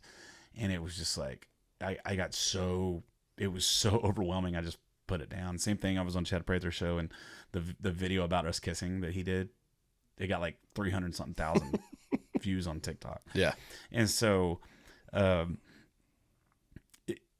I think that's really what really cured the addiction part, is because it just became overwhelming. So now what I do is I just schedule my post. I look at my notifications. You know, the worst time is when I wake up in the morning, because I'll wake up in the morning and I'll go pee, and then I'll pick up my phone and I'll check my notifications. And the next thing you know, I'm 3 hours laying in bed messing around on fucking social media. Now I'm always doing something. You know, I'm creating content, or but I'm still just messing around on social media. And it's terrible. It's terrible. Yeah, I think at a certain point it becomes more habit than addiction, because just like that too. Just like with anything else, you know, if you don't, at a certain point you lose that high. Even with whatever drug you're on, you need more and more and more, right? And then all of a sudden you move to the harder stuff. I don't know what don't get me wrong, playing in front of a whole bunch of people and having people cheering and singing your songs back to you, that's pretty cool. That might be better than social media. Might nothing. Yeah, but that's a healthy addiction. That's not my point. As long as you're not a narcissist about it. That's not my point, though. It's addiction in general. I don't know what the hard stuff is after Yeah. social media. Yeah, gotcha. Yeah, I don't know either. Well, it's another form of social media. I mean, you got to think. We started with MySpace, right? In MySpace, you could put a picture, right? But it had to be your profile picture. You couldn't put your picture. You couldn't post a picture on the actual timeline, could you? I don't think it was just I don't text. even remember. I think it was just text. I think, or did you even have a time? Did you have you got a? I remember you had favorite friends. You had favorite friends. You could put songs on your profile too. Listen, so I had a song called "King of the Playground" that I wrote back when I was really young, and it was out. And the name of the song, the name of the girl in the song is Natalie. And so I went and followed every Natalie I could possibly become friends with, and I had like the 50 top friends, and they were all Natalie. They were all hot Natalies. See, so I've been fucking with this whole way to like build your social media since those days. You know what I mean? And I'm even now. I mean, but I'm always trying new shit. I mean, dude. I do so much stuff on social media. You do a lot. Yeah, on Facebook, it's every 3 hours, 24/7, something's posted. 24/7, every 3 hours, something is posted, and it's all new. Are you setting stuff up to be posted? Yeah, I schedule it. Okay. Yeah. So you're not like setting No, an like alarm all my for every posts, 3 hours. like all my. I mean, I'll give you an example. Well, it's on my phone. I'll tell you later. But I have a to-do list app, and it has everything scheduled out. And I'm like regimented, so it's like at 3 a.m. post a podcast reel. At 6 a.m., post a miscellaneous reel. At 9 a.m., post a podcast reel. At noon, post something positive about. Now I'm pulling these times out of my ass, but at noon, post something positive about somebody else. 3 hours later, post something about the weekly jams playlist. 3 hours later, post whatever. And so it's every 3 hours, and it's like, but it's all like tomorrow. All my posts for tomorrow are scheduled out. But like my 3 a.m. or my midnight post is a picture, like post a picture. And so I have a Dropbox full of pictures, and I just go down and just do the next one, and I just post it at midnight every night. And so like those are done for the whole week because they're really quick to do, and I only do them on Facebook and Instagram. The other ones, like the videos, the reels, and that sort of stuff, I have to post it on TikTok, Twitter, Yeah. Instagram, Facebook, YouTube Shorts. Like it goes on everything. And so it's a lot of work, but it's also, man, it's been great for me. And not only that, what it taught me is if you'll lose yourself in the work and not pay attention to the numbers will grow. But if you just pay attention to the numbers, it's like watching water boil. If that makes sense. Yeah. Because you're and it also, what it does, it makes you adjust what you're doing to the numbers. And if you're just a content creator, then you should do that. But if you're an artist, you shouldn't do that. You should be an artist. You should do you, and just put it out there and let it be what it is. You know what I mean? I'm a big fan of that. Yeah, me too. Yeah. I mean, what am I gonna do? Like, I'm gonna start chasing the numbers, so I'm all of a sudden gonna stop saying fuck, or I'm gonna all of a sudden start being wake up and chew on rainbows and sunshine in the morning and be all happy and go lucky all day, like to change the numbers. Like it, I am who I am, and I'm gonna put that out there for the world to see as often as I can, because that's the game. And that's another thing that pisses me off about it. Like, I didn't set this game up.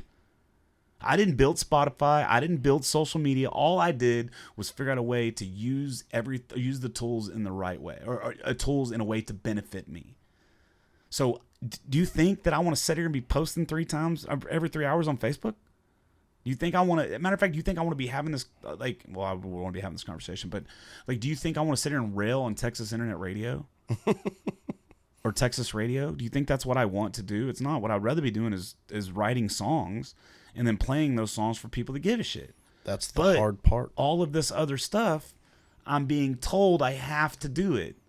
It's like that speech that Jack Nicholson gives at the end of Few Good Men, where he's like, you can't handle the truth. Like, you want me to protect this wall, but then you want to question everything I have to do to protect this wall.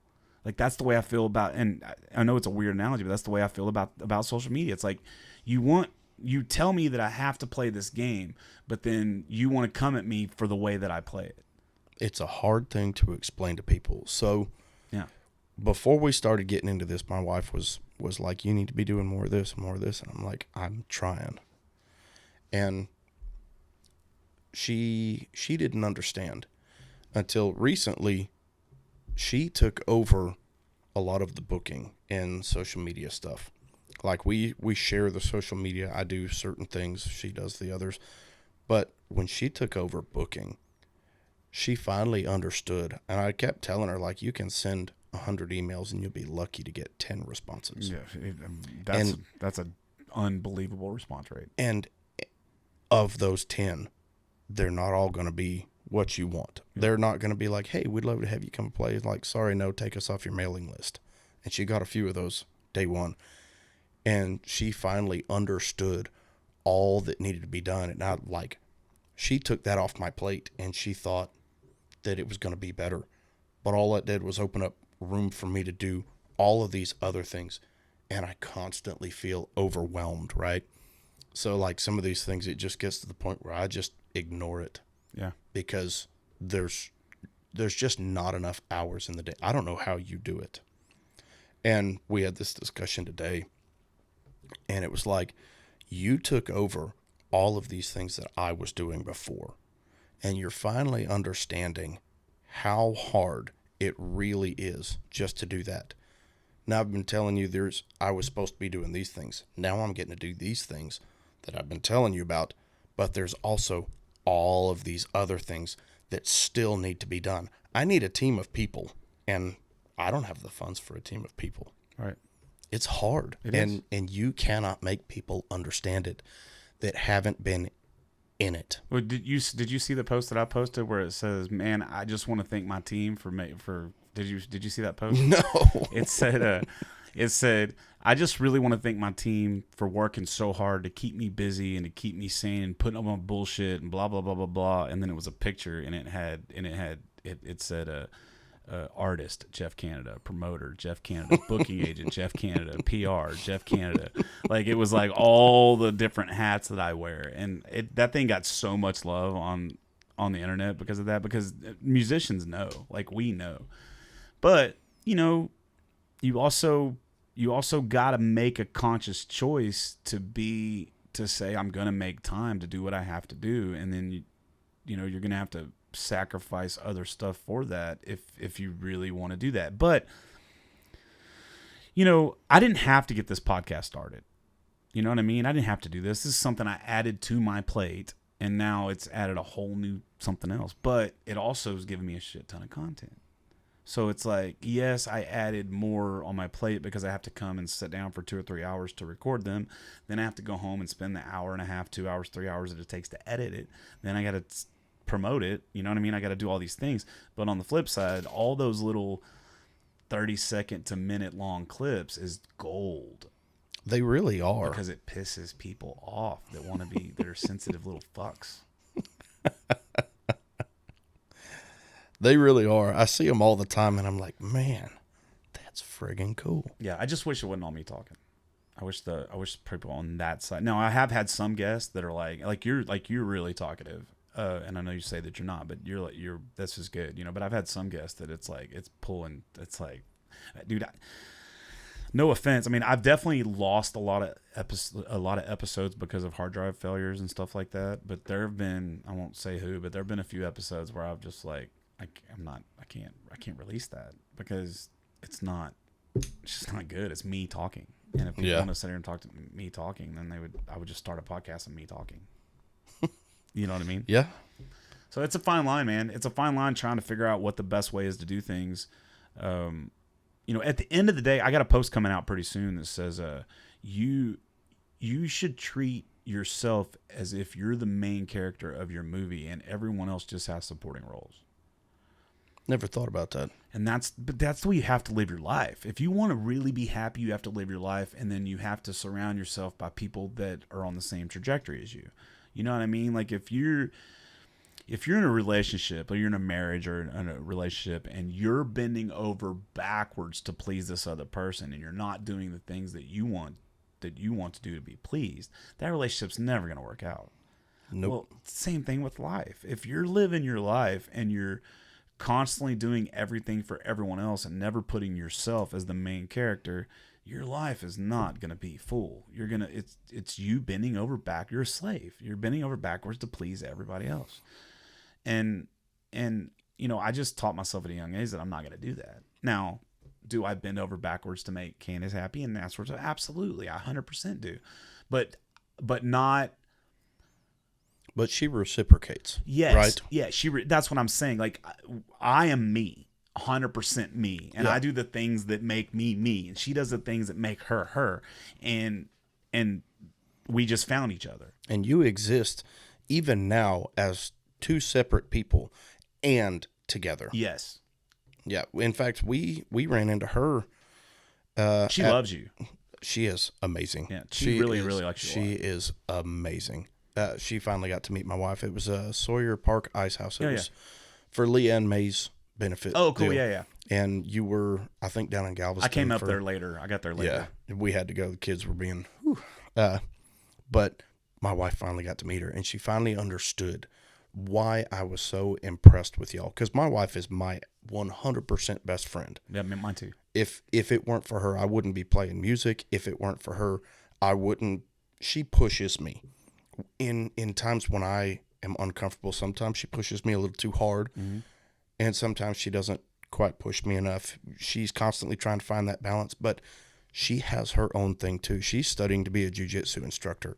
And sometimes this life takes too much away from her. But when it is possible, I try like hell to make sure that she gets to go do her training and all of that stuff so that she has her time to exist as her own self. Yeah. So she has time to fulfill her purpose. Yeah. And she gives me that time too. Yeah.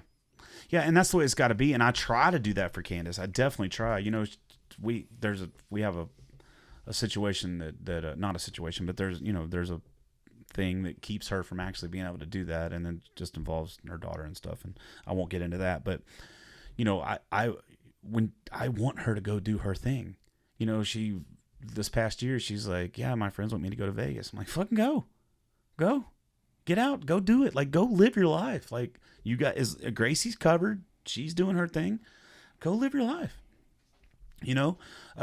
She just can't do it as much as she wants to, obviously, because she's, it's parent life. Yeah. You can't do anything you want to as much as you want to. Yeah, for sure. And that's just the way it works. You know what I mean? Mm-hmm. You made the decision, or whatever happened where you brought another life in the world, and you made the decision that you're going to be as good of a parent as you can for that person, and you're going to have to sacrifice things to make that happen. But you can just as easily, I'm not saying this is the right thing to do, but you can just as easily say, fuck that, I'm not going to be a good parent. I see them all the time. Yep. You made that decision that you're going to be the best parent you can possibly be. Yeah. You know what I mean? Like me, for example, I feel like I'm a pretty good dad to my kids. I don't see my oldest one as much as I wish to, but I see my youngest one all the time. And, me and his mom, we sat down and talked when we decided to get a divorce, and we sat down and, one of our main goals was to be the best co-parenting unit we could possibly be for him and put our shit aside. And it's about him now. It's not about us, And so Brody is lucky enough to have two parents that do everything and love him. And he gets to do all the things. And because both of us work together, we can make, she can make her life happen. I can make my life happen, and we can make his life happen. But it's hard whenever, some parents don't have that. They're the only parent, And so, and I see that all the time, but she, she or whoever made a choice to be the best parent they can possibly be. And that's awesome. That's what you want. That's one of the things I love about her most. Man, we were at Galveston, a couple weeks ago, and it was late at night, and we were down, and her and Gracie, I was just sitting on my tailgate of my truck, and her and Gracie are like running through the water, catching crabs just in a net. And they were just laughing and giggling. And I just thought to myself, like this is how I know this is the one. Like her heart is so big for her daughter and for everyone. Her heart is she's such a giver, dude. And sometimes at a detriment, because it's like, babe, you got to make sure you're okay. Like, you can't you can't donate to every fund and then short yourself. And so you only have so much energy, I tell my wife all it. So my wife has a very bad habit of overbooking herself. Yeah. And don't get me wrong, I've been Superman, right?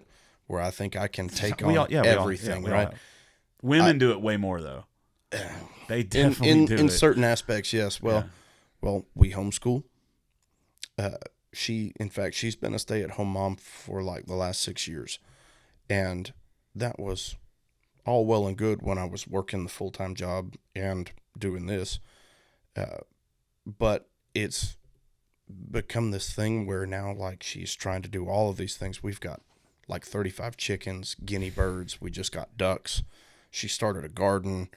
I finally finished building this gigantic chicken coop, and like she's got so much on her plate, and then she takes on the booking, and I'm like, honey, you're in a lull right now because you got the garden planted and the chickens are finally taken care of, and the ducks are still under a heat lamp. But once that garden starts giving you everything that you've planted, you have to pick, you have to jar, you have to can, you have to cut, you have to cook. Like, slow down. Yeah. Just because you get a spare minute doesn't mean you need to take something, fill it up, right? And finally, it's something I tell her all the time. You have to take care of you before you can take care of somebody else. Just like when you're on the plane. Yep. They tell you to put your own oxygen mask on before you put it on your kids. Because if you focus so much on your screaming kid that you're trying to put it on them and they're not cooperating and you both run out of oxygen, you both die. Yep. But if you cover your own behind, when your kid passes out, you can put that on them. But if you're both passed out at the same time, you're at the mercy of whoever's around you. I use that analogy all the time. You know, and she's a fucking machine, bro. Like, I don't know if she's still listening or not, but she is a machine. Like, I believe that. She gives that energy. It never stops. She never stops, bro. Like me, when I think of the word vacation, right? I think of, okay, we're going to go to the beach, right? And we're gonna have a place, and I'm gonna. This is a man versus woman thing. And I'm not necessarily, because I know dudes that are like this too, and I know girls that are the opposite. But it's like, trust me, I've been in relationships where I was the more active one, and it's like, okay, brutal. But what I mean by that is like my idea of a vacation, for example. My idea of a vacation is like you go to the beach, you have a Airbnb or whatever. I'm gonna get some naps in. You know what I mean? I'm gonna I'm just gonna chill out. Like, she just goes. You're up at 6 o'clock in the morning. You're hitting the winery here, and you're yeah. And so it's like, man, she just has so much energy, and it's crazy. And a lot of times, I just want to be like, babe, can we just lay in bed? Can we just let's just lay in bed and chill? And she's just like, I gotta go all the time, you know. And it's cool because, you know, she's really good at her job, and she's really good at everything. She's really good at being a parent. She's a really good cook, and she's really good at all these things. And it's because she's always doing it. She's always going. Yeah. You know what I mean? And I'm glad I'm with her, because my energy level from since I've started dating her, like, if you want to ask me how I do all the stuff I do now, there's no way I would be doing all the stuff I do now before I met Candace. There's no way. Because I would go out and play a show, get fucked up, and then come home whenever I want to, either alone or not, come home, stay up till 3, 4, 5, 6 o'clock in the morning, then wake up and be hungover and lay in bed till 1, 2, 3, 4, 5, 6 o'clock in the afternoon, get up, go to my gig. Like that was my life. Yep. And I laid around a lot. And my energy level since dating her is like gone way up. But I still sometimes just want to lay there. You know what I mean? Or take a nap or whatever. Sometimes I just want to chill. And, you know, in her, she stands in, well, like, I don't have time to chill. But sometimes she does. But even when she does, it's like, it's going all the time. She's got that inactivity guilt. Right. No, 100%. I get that. Yeah. I do not have that. I 100% do, although I'm getting better about it. Yeah. Because when you have that inactivity guilt, even when you're resting, you're not resting. Right. Because you're beating yourself up over all of the things that you could be doing. Yeah. And it's a hard thing. I know a guy, he's a good friend of mine. I worked for him for doing 2 different jobs for several years, and the guy never stopped moving. Now he's reaping the rewards. Like he owns a couple of businesses and can do most everything from his phone. He can do whatever he wants to as long as he has his phone close by and has cell service. He can go anywhere, do anything, whatever he wants to. But when I was working for him, the dude never stopped. Yeah. He'd wake up every couple of hours to answer a phone call and do this, and then he'd be up at 5 o'clock in the morning to go to his day job, and then he was doing his day job answering the phone for his company, and so on and so forth, over and over and over. He'd be up till midnight doing his thing. Then he'd go to sleep, and he'd wake up at 2 o'clock to answer a phone call, wake up at 3 o'clock to answer a phone call, back up at 5 o'clock. And he did that for forever. And he forgot how to relax. Yeah. And that's what will happen if you are not careful. And it certainly leads to inactivity guilt. Well, the only way I can do it is because of weed. I'm not gonna lie. I'm not a weed user during the day. Like, you'll rarely see me smoke or eat or any of that stuff during the day. But at night, when it becomes time to shut it down, like, I'm shutting it down. Every night I eat edibles. Every night, like, period. And I, for about a couple, 1 to 2 hours, I'll enjoy it.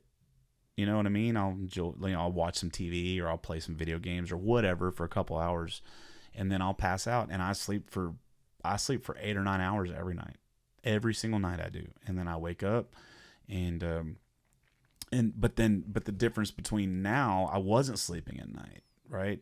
Then I wasn't sleeping, and so then I would just like hang out all day, just tired as fuck, in and out of naps, not getting anything done. You never had any energy, right? Right. But now that I get a good solid 6, 8, 9 hours of sleep a night, most of the time it's 8 or 9 hours a night.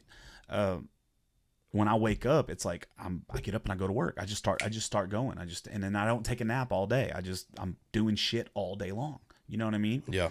And that's when you ask how I do it. That's how I do it. I make sure that I get myself as best night of sleep as I possibly can every night. That's hard to do as a musician. It's very hard, but I have fans in my room.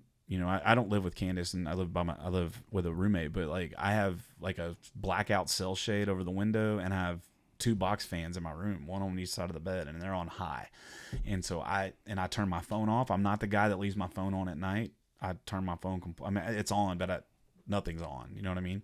And I don't check it till in the morning. I don't even, because I'm not going to. Like, what? Like, I'm just not. I turn everything off. And I get a good night's sleep every night. And then that allows me to get up and just be productive as fuck for the day when I'm awake. Because that's really what it's supposed to be about. What it's supposed to be about is you just work so hard during the day that when you lay your head down at night, you go to sleep and you don't get woke up. Yep, that's something I'm struggling with because I've been blue collar my whole life, right? Weed, bro. Weed. So all it does is make me tired, though. Yeah, that's the whole point. But it doesn't last long enough. Edibles or smoking? I don't smoke. Just the edibles? Edibles. How much you taking? I can't even remember. I'm being honest with you. But I have to do it. But I cannot do it. But most of the time, I'm just using melatonin. No, the non-THC gummies. The CBD stuff. CBD stuff, yeah. And that's all it does. Make me tired, but it'll zonk me out real quick. But I don't stay asleep. I got some. I got a brand that I'll show you. They're made in Austin. Okay. And they do have THC in them, but it's like 3% or something. It's whatever that legal that they can have. I'm not passing anybody's drug test. It don't matter to me. Yeah, I'm not either. And that's the best part about being me. I know her, she can't do any of that stuff. Right. Because she has, if she has an accident or something, they're going to drug test her, and she's got a really good job. Yeah, it's I don't know. I know Candace doesn't like me really talking about drugs so much, but I like it. I think if you use them as a tool, and you manage them rather than letting them manage you. Boom. That's exactly right. Handle your high. But you have to have the right mindset. Yep. I 100%. Yeah. Agree. Once you start using them to self-medicate, like you can't self-medicate heartbreak or depression stuff away Yeah. like that. It just doesn't work, but Right. people try to do it every day. Yeah. That's where the problems come in. Yeah. I 100% agree, man. I 100% agree. And I know that drugs have such a stigma just because of, man, like I mean, there's plenty of drugs out there that have no place in our society. what really makes me laugh. This is what makes me laugh. Is somebody who takes an Ambien every night talks shit about me for eating edibles. That's when it really makes me laugh, because it's like, bro, you're addicted. Western medicine is bull. Dude, it's so bad. It is so bull. We're Candace and I are talking about that now. We just adopted an Aussie, and he's got severe separation anxiety and severe storm anxiety. So he has a prescription of I can't remember what the drug is. Basically doggy Valium. Yeah, but it's not. It's the human shit. It's the same shit. Yeah. So they're prescribing dogs the same thing as us. It's a joke, man. And it's big pharma. It's a joke. Are you talking about shoot, I just put Starts with a T. Yeah, never mind. Hmm. I got my Trazodone. Trazepam? Trazodone. Okay. Babe, Anyways, if you're watching, what is it? She's probably not. She already tuned out. anyways, I just got my chocolate lab fixed, and she's so high strung that we had to put her on something. It didn't work. Yeah. They prescribed me something to put her on to get her to calm down, and I just called her megaphone because she had that cone on, and she's never been louder. She'd knock stuff over in the middle of the night. Well, this one works. You have to give them 2 of them. Ambien will tear up your liver. Yes, Ambien will definitely. Ambien causes all kinds of problems. Most of big pharma causes all kind of problems. Yeah, I don't take anything anymore, man. And I tell people this, no, people don't believe me, but this is a true story. In 2019, I was on 5 different medications. 5. How old were you? 2019. 40, 39. And I was on 5 different medications. I was on a sleep aid called temazepam, and it's like a anti-anxiety / sleep aid. So you take basically what it's designed to do. It's supposed you take it, and for like 20 minutes, it makes you shut your brain down before the sleep aid kicks in. So it like keeps you from overthinking shit. And so I took that. I was on a muscle relaxer for my neck and a mild pain pill for my neck. And then I was on a hypothyroidism pill, and I was on a high blood pressure pill. Those are all the pills that I was on. And I went on a hiking trip up in Colorado, and I forgot all my medications in town. And so a buddy of mine that was up there was like, dude, because I'm like, I'm not going to be able to sleep. There's no way I'm going to sleep without this sleep aid. He was like, dude, eat one of these edibles, man. And so I did. It was a 10 milligram edible. And dude, I slept in a tent. It was like 40 degrees, no electricity, just roughing it, dude. And I slept like a fucking baby. And so I bought a bunch of them and I brought them back. And because I was up there for 7 or 8 days and I didn't take my medicine. So when I came back, I just never started taking my medicine again. But I kept eating these things every night. And then 6 months later, I go to have my blood work done, and I mysteriously don't have hypothyroidism anymore. I don't know how you get rid of that. My blood pressure is perfectly okay. I don't need the sleep aid anymore because of the weed. My neck never bothers me anymore, and I'm not taking anything from it. What's so bad is nobody talks about it, but most of the things that happen that Western medicine treats that they give you a pill for comes from bad habits of something, whether it's bad eating habits or complacency, not being active enough, or just not taking care of your things. Like so many people, myself included, struggle with, I don't know why I can't think. My brain just shut off on me. It's all right. They all think we're dumb musicians anyway. Just feed into the fucking stereotype, bro. That's all right, dude. God. Anxiety. Yeah. So many people struggle with anxiety. And like I was living in Willis, Texas, working for an oil company as a mechanic for them, or junior mechanic or something like that. And I was working so many hours that I hadn't washed clothes in like 2 weeks. And I had a mountain of clothes. It got so bad that I was just going and buying new clothes, and the pile was getting bigger because I didn't have time. I had time. I was in a place that I wasn't comfortable in. So when I had time, I wasn't comfortable doing it. Anyways, I remember breaking down over clothes, and I called my dad, and I'm like in tears. And he's like, buddy, it's just a pile of clothes. And that, like, at the time, it killed me because he didn't understand. Yeah. But once I finally kind of processed everything, I was like, it's just a pile of clothes. And the truth of the matter is, I was in a place that I wasn't comfortable, but rather than taking care of the things I needed to be taken care of and trying to make myself more comfortable, I ignored them and made them worse. Yeah. And that's the truth of the matter, is that is a lot of our problem as Western society. And it's not just anxiety, although that has a lot to do with it. We overbook ourselves, or we don't want to do things. Or like, I remember my buddy's daughter finally got a job, and she comes back and like, she's living with them and she's working her job, and she comes home and he's like, babe, you need to, go get your clothes, wash some clothes, change your sheets. It's been 2 weeks. And she's like, I'm so tired. I'm not doing anything. And he just started laughing at her, and he's like, well, they'll pile up. Sure enough, they piled up, and he helped her deal with it. But he's like, look, when I tell you, go wash clothes, wash clothes. That's what it is. We're so not used to having to do it all anymore. Yeah. That we create our own anxiety situations. Yeah, 100%. That's Western medicine in a nutshell. It's not just Western medicine. It's just our lives. I mean, I talked to Candace about this the other day.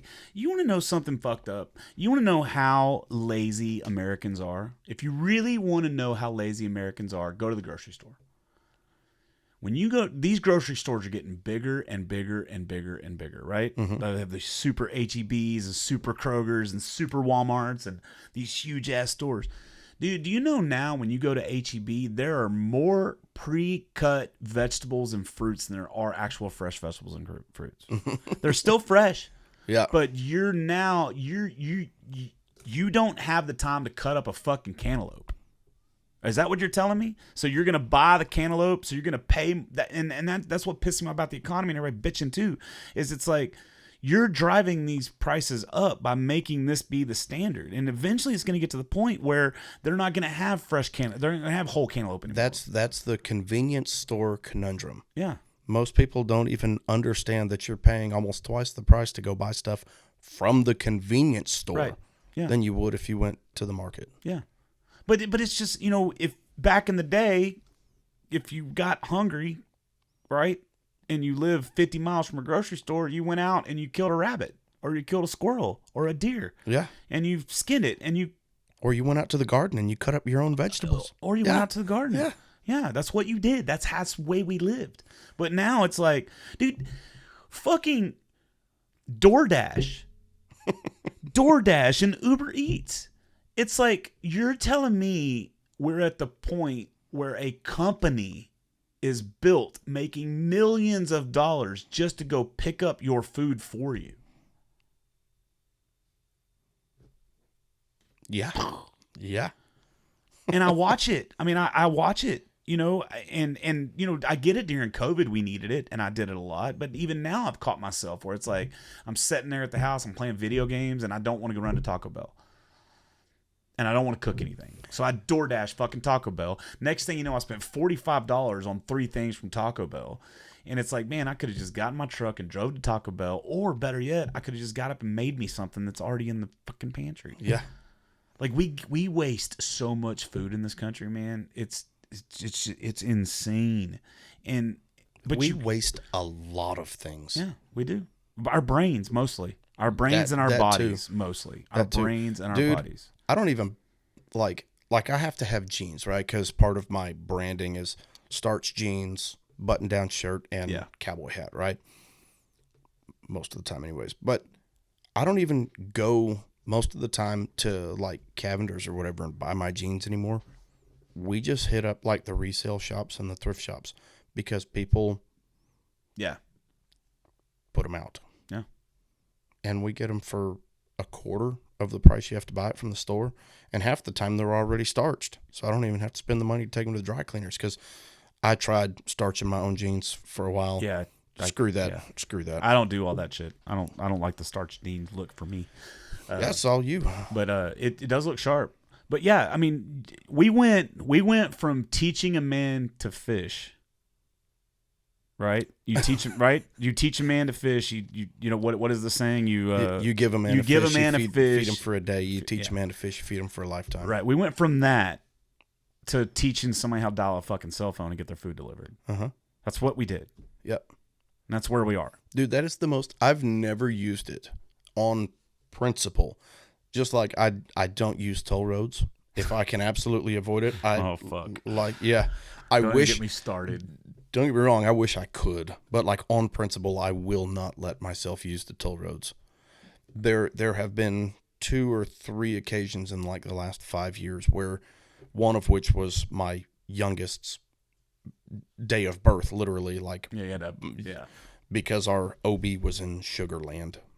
Well worth the drive, but when your water breaks at 9:30 and you have a kid at 11:30, and you have to drop one on, we had to take the toll roads.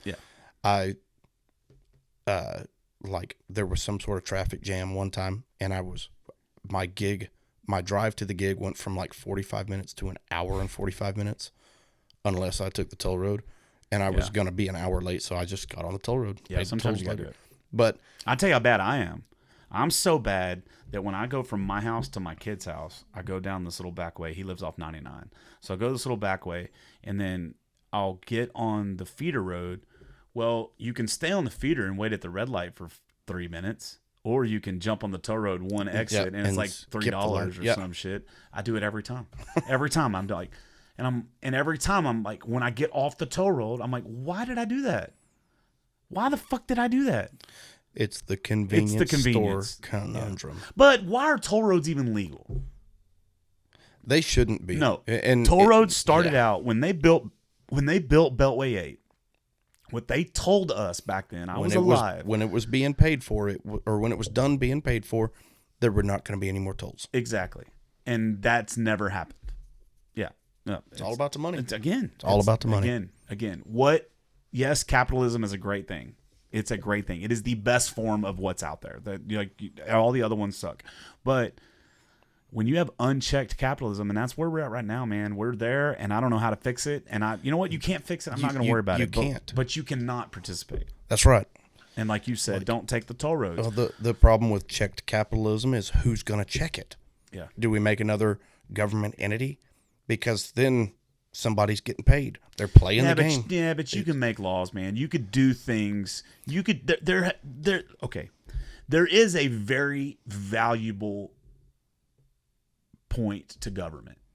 Okay. Absolutely. And that is what the government should be doing is every decision they make need to fall under that life, liberty, and pursuit of happiness. Does this make the masses able to life, liberty, and the pursuit of happiness? Or does it just make a few individuals? And if it's to the point where it's just a few individuals, then regulations and laws need to be put in place to keep that from happening. It's got to be what's good for America as a whole and not for what's good for the 1% or 2%. Because you have to do that, just go down the list of things. But that's not what they've done. They've taken over it all, right? And everything they take over, because they're so bad at their job, becomes total bullshit. The U.S. Postal Service. So there's a point to be made about that. Like, everything should go through the life, liberty, and pursuit of happiness, right? Think about a seatbelt law. Yeah. Is that good? No. That's overstepping of your government. It is, because it inhibits your liberty. Yeah. Right? Like 100%. But the problem is you can't convince everybody of that. Right. But you shouldn't have to convince everybody of that. And that's where my issue is. That's where my issue really, really, really takes place. Because the seatbelt. Now, this is the argument. I had a cop one time explain to me why the law was passed. Okay, this is what they said. Because it is the law that you maintain complete and control of your vehicle throughout the entire time you're driving it. Okay, so what they're saying is it's your responsibility. It means that's why you can't drink and drive, and you can't do that, and you can't do all this, whatever. It's your job as the driver to maintain control of that vehicle at all times. And if you're not wearing your seatbelt and you get thrown out of your seat, you can no longer maintain. Then that's how they passed the law. It wasn't because we're taking, You know what I mean? It wasn't that. Is that horse shit? I think it's horse shit. But no, I agree with you 100%. I think that should not be a law, even if it saves lives. You know, making people wear bicycle helmets should not be the law. But you can also make the argument that stopping at a red light, really, that's taking away your personal freedom. If I don't want to stop, I shouldn't have to stop. But you have to, because now you're then have the possibility of impeding on someone else's rights. Exactly. Right. So that's the thing. But it's the same. Well, if you use the argument, you have to maintain control of your vehicle 100% of the time while you're behind the wheel of that vehicle.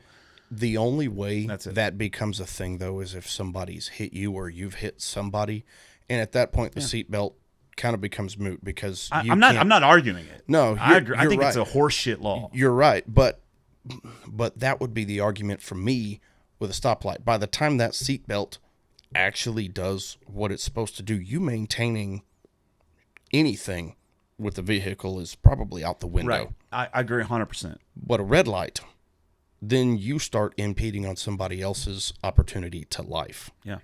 And that is my politics. Like that's why I can't take a side, right? I can't go Republican or I can't go Democrat. You can't take a side, because you can take an educated approach to everything. Right. But I think this is the way that I do all of my politics, right? This is how everything goes through this lens. I think we all have a bubble, and let's just say it's a 3-foot bubble around us. I think that anything that you want to do, anything that you want to do within that 3-foot bubble should be completely legal. Completely legal.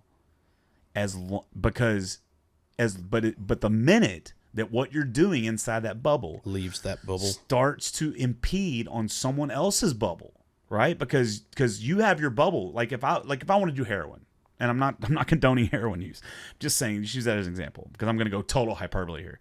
Absolutely. If I want to do heroin, and I can do heroin, right?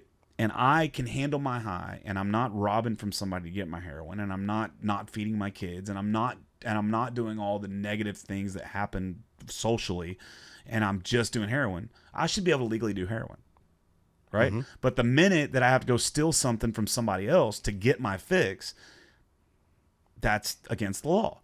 The minute that I don't feed my kids because I needed that money to get my fix, I'm impeding on their bubble, right? And that now, of course, it's not a perfect thing. There are some things that don't work. There's no such thing as perfect, right? But that's the way I view everything, right? So for example, let's just take one of the big ones that the conservatives like to throw out, and that is the kneeling for the national anthem. Okay, someone kneeling for the national anthem is not impeding on anyone else's rights. Nope. Not even a little bit. Not even a fucking skosh. Nope. I think it's disrespectful. 100%. But do I want to kick someone in the nuts for doing it? 100%. But when I do that, guess what I'm doing? I'm impeding on their bubble.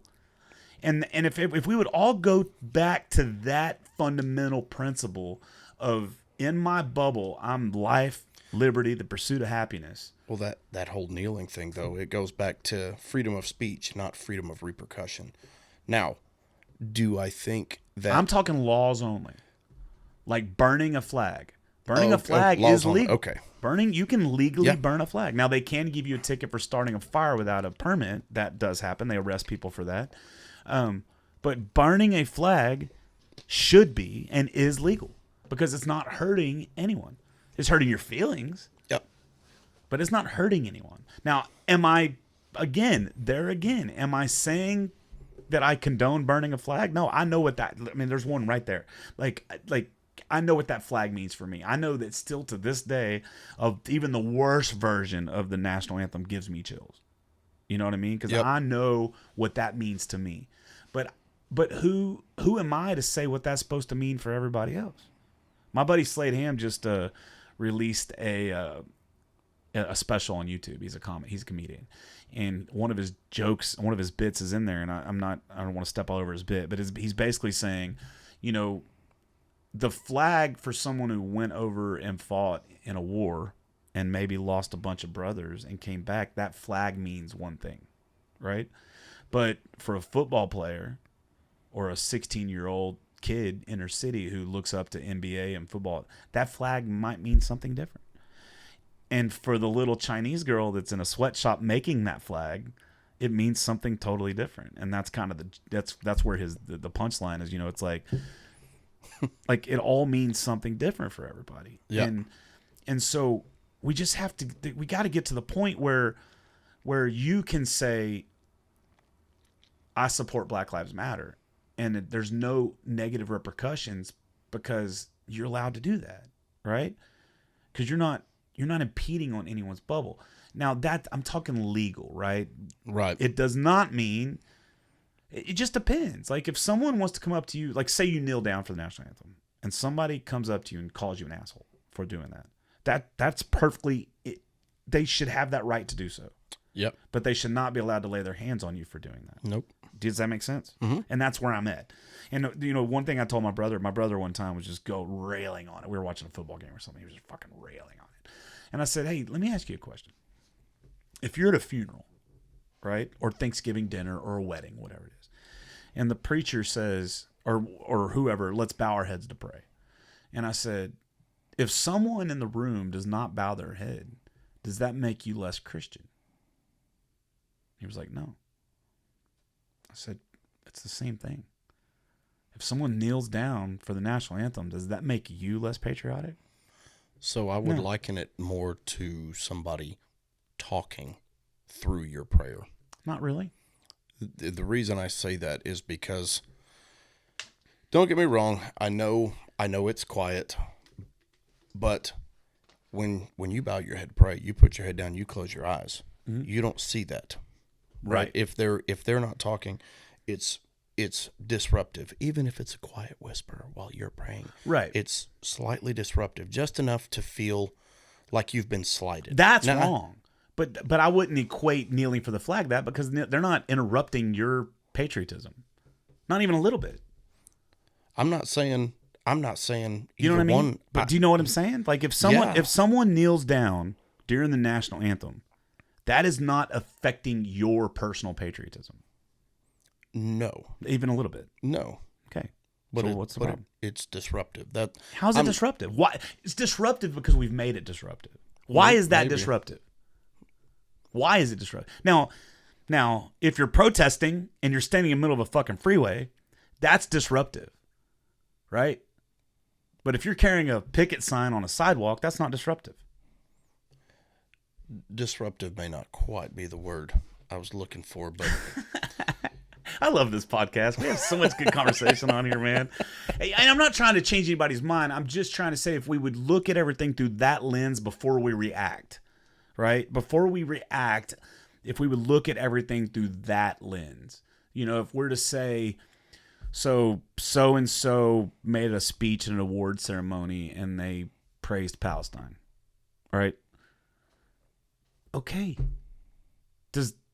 That doesn't affect your stance on Palestine or Israel, right? It doesn't affect you. Right. So who gives a shit? Let them say what they want to say. That's my point. No, you're we're absolutely so right. wound up, so tight to jump on the next thing. Like, what is the next thing? It was Bud Light, and then it was the Barbie movie, and then it was this and that, and it's this and that, and it's this and that, and we're just looking at shit to be so fucking irate about. And it's like, oh my God, I'm gonna be irate about this, and irate about this, and irate about this, and then it gets to the point where because something doesn't make you mad, then you're mad at that.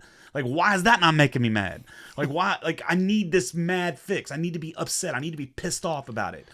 Why? So I treat it more like, and I wish more people took this mentality. But fuck that. Oh, here we go. I treat it like little kids cussing, right? Yeah. Some people are like, oh, no, we're not going to do that. Well, your kid gets a rise out of you.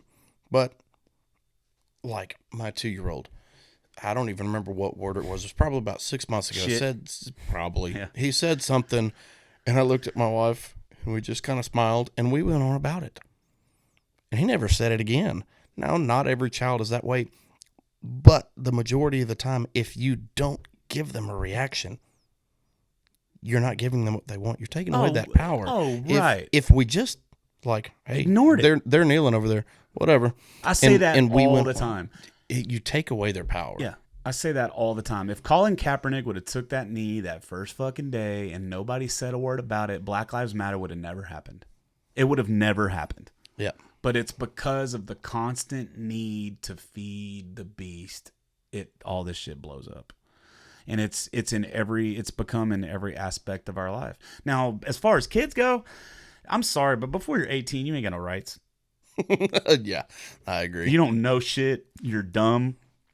You don't have any rights. Like the fact that we want. I mean, I've heard liberals talk about, we should drop the voting age to 16 or 15 because there's no one standing up for the kids and blah blah blah blah blah.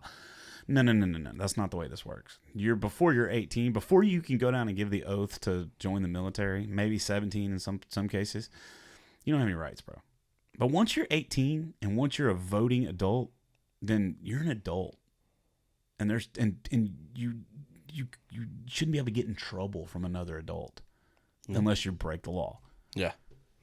You know what I mean? Like, yeah. I'm in trouble. Who are you in trouble with? Dude, as somebody over 18, those over 18 rights are overrated because they come with responsibilities and repercussions. Oh, I wish I could go back to 16. Bro. Yeah, you and me both. If I could go back to 15, oh man, Jesus. Especially knowing what I know now. Yeah. Yeah. Yep. Yeah. As somebody told me the other day, they should switch the voting what do they say? They said you should make 16 the legal drinking age and 18 the legal driving age. And the reason was because by the time you got 18, that drinking had just become old hat. Yeah. And you were way less likely to get behind the wheel drunk. And I was like, I don't know if that's true or not. Yeah. But the point. It's interesting. It sounds good. It's interesting. Yeah. I'm the opposite way. I think the legal voting age and the legal everything age should be 25 unless you join the military at 18. And then I think if you join the military at 18, you're automatically considered over 25. So if you want to go have a beer, you want to go drink, you can go do whatever you got to do. Now, am I full of shit about this statement? Please don't run and fucking say that Jeff Canada, like I'm playing hyperbole, but it's like, it's because really, man, before we're 25, you're just so stupid. You're so dumb. You don't even know how dumb you are. You know what I mean? Oh yeah.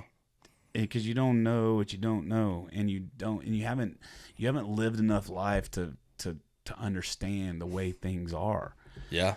And so, that's why it's very hard for me to take anyone under the age of 25 seriously. But it depends on the situation. If it's in music, if that sort of thing, then yeah, do whatever you want to do. But like, whenever you allow like that Greta Thunberg girl or whatever the fuck she was at 16 talking to Congress, shut the fuck up. No, that ain't like, you don't get a vote. Like, matter of fact, you don't even get to decide what we're having for dinner tonight. Like, I'm not even gonna ask you what do you want for dinner. You're gonna eat whatever the fuck I cook you, or I go get. Yeah. Like, we're not playing those games, bro. But whatever, man. We could talk about this shit all day long. I love it. This is fun stuff, and I'm sure we piss some people off, but that's all right. They'll be okay. I think they'll be. I think this was a fun episode. It's been fun for me. Yeah, I think I'm trying to get better about making it more fun and joking around and being stupid and not so like serious all the time. So if you believe half the shit I just said, you're a moron. Just letting you know, because I'm just joking around being stupid. That's what I think. So, what's next? What's next for Tyler Tillman? Ooh, the new song. The new song. We actually, I forgot to mention, we've partnered with an organization that's based out of Florida, but they're all over the country, called 22-0. And they informed me a week and a half ago, I want to say, that there's new evidence, and they're working with Arizona State University, I think is what they said, to do a study that shows that like trauma and PTSD and things of that nature are a literal physical response in your brain. And they have figured out a way to help your brain. Mushrooms. I've heard good and bad things about that. I don't know. All good things. That's what my drummer says all the time. But they figured out a way to help your brain basically bypass its responses. Mushrooms. That's what I mean. That's what they're working with. Is it? Yeah, 100%. Not this group. I guarantee you they are. I guarantee you, Arizona State University. That's what they're doing. Because Arizona State maybe, but the group that we're working with, it's not a physical thing that they're doing. I don't know, man. Because mushrooms right now are the only thing that have been scientifically proven to regrow your neural pathways. So they're not physically. They're working on ways to physically heal your brain, but currently they're not physically healing your brain. They're teaching your brain basically to reroute its responses. Yeah, through mushrooms. I guarantee you that's what they're doing. I don't know that for sure, and I could be talking completely out of my ass, but right now, every single military organization that I know of that helps Veterans Affairs is doing studies with mushrooms right now. Every single one of them, because it's been proven to help with. It's been proven to help with PTSD and with anxiety. Oh, I believe it and wholeheartedly. and even Alzheimer's and turning back the clock a little bit with that stuff, or definitely preventing that stuff from happening. Do you know what they're finding with Alzheimer's though? Most of the people that have Alzheimer's were like on a low.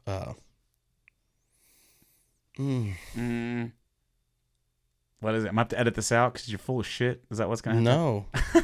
No. no, I gravitate to this stuff. Yeah, I love this. I just can't think I got tired. So they were deficient in vitamin D or some shit. No, so like what is it? They were telling people not to eat a bunch of meat because it would cholesterol. They would have high cholesterol, right? So they would tell them to go on a low cholesterol diet, and then they would put them on cholesterol blockers. Mm-hmm. And like 60-something%, if I remember correctly, of people that ended up with Alzheimer's were on those those medicines and those diets. I wouldn't doubt it at all. Do you know how many people? So I did this carnivore thing, right? And are you still doing that? I mean, I'm not as strict on it, but I haven't gone back to eating all the dumb shit that I always have. So I lost 31 pounds, and I think I've gained like 3 of them back in the last, I don't know, month. And so, but I can drop those 3 pounds in like 2 days if I want to. But like, I got more energy than I've ever had. I poop as good as I ever pooped. All the stuff that I was told I couldn't do. The only thing I haven't done is run my blood to see if I have high cholesterol or any of that shit. But man, I feel like the best I've ever felt in my life. I got more energy. I don't take naps. You know, it's like, I just feel great. And so fuck it. Like, I feel great and whatever. I mean, if I end up dying, I would rather feel great for the next 10, 15 years and then die because of a fucking heart attack than feel like shit because I'm doing whatever bullshit Western medicine's trying to tell me to do. Yeah. I've been wanting to do the carnivore bad, and I've been doing it to the best of my ability, but it is kind of an expensive thing to do. It is and it's not. And this is why I say that, right? Because I haven't really seen a big change in my grocery bill. Because the thing is when you eat more nutrient-dense food, you're hungry less often.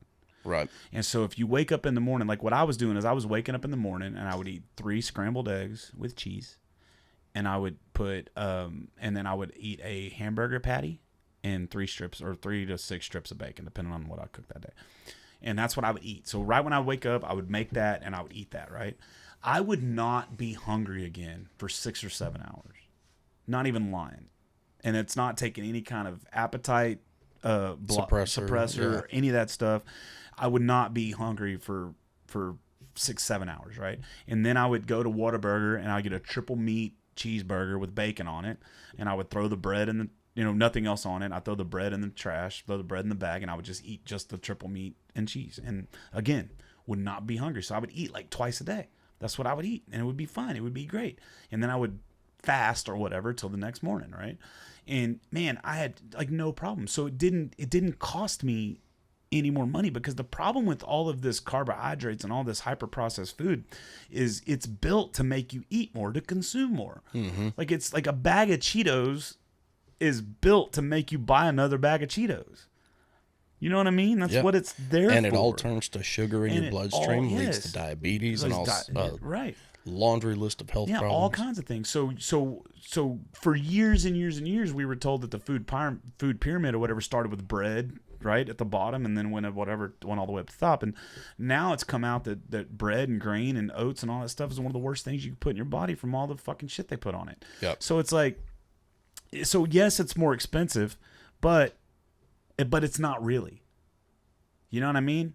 Because if you go like, you know, for instance, if you go to Whataburger, right, you get a triple meat cheeseburger and a large water, and you eat that triple meat cheeseburger, but you're not eating the fries, you're not drinking you didn't get the combo, you just got just the sandwich. That is much cheaper than buying the combo that has the large Diet Coke, the large fries, the bread, and you eat all that shit, right?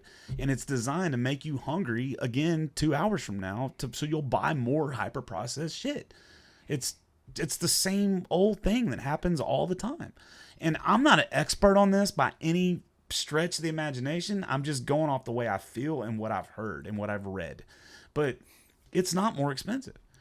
Now, is it more expensive if you're going to go down and you're going to do the keto diet and you're going to buy these keto-friendly fucking candy bars? You're going to buy these keto-friendly Oreos and these keto-friendly this and keto-friendly that because you're too stupid to understand that that's what's causing the problem to begin with, is that hyper-processed food. And you're just replacing that hyper-processed food for more hyper-processed food. But it just happens to fall within the keto diet or whatever diet you're on, or you go to Weight Watchers and you start counting your points and shit. And you go to buy the TV trays that's in a plastic tray and it's got a film on it. And it's like, yeah, but this is only worth 2 points. And you put it in the microwave and you take the plastic off and you consume that shit. And you get all the plastic particles and you go down the list of all this shit. And you're talking to somebody, bro, from birth to 44 years old who ate like total dog shit.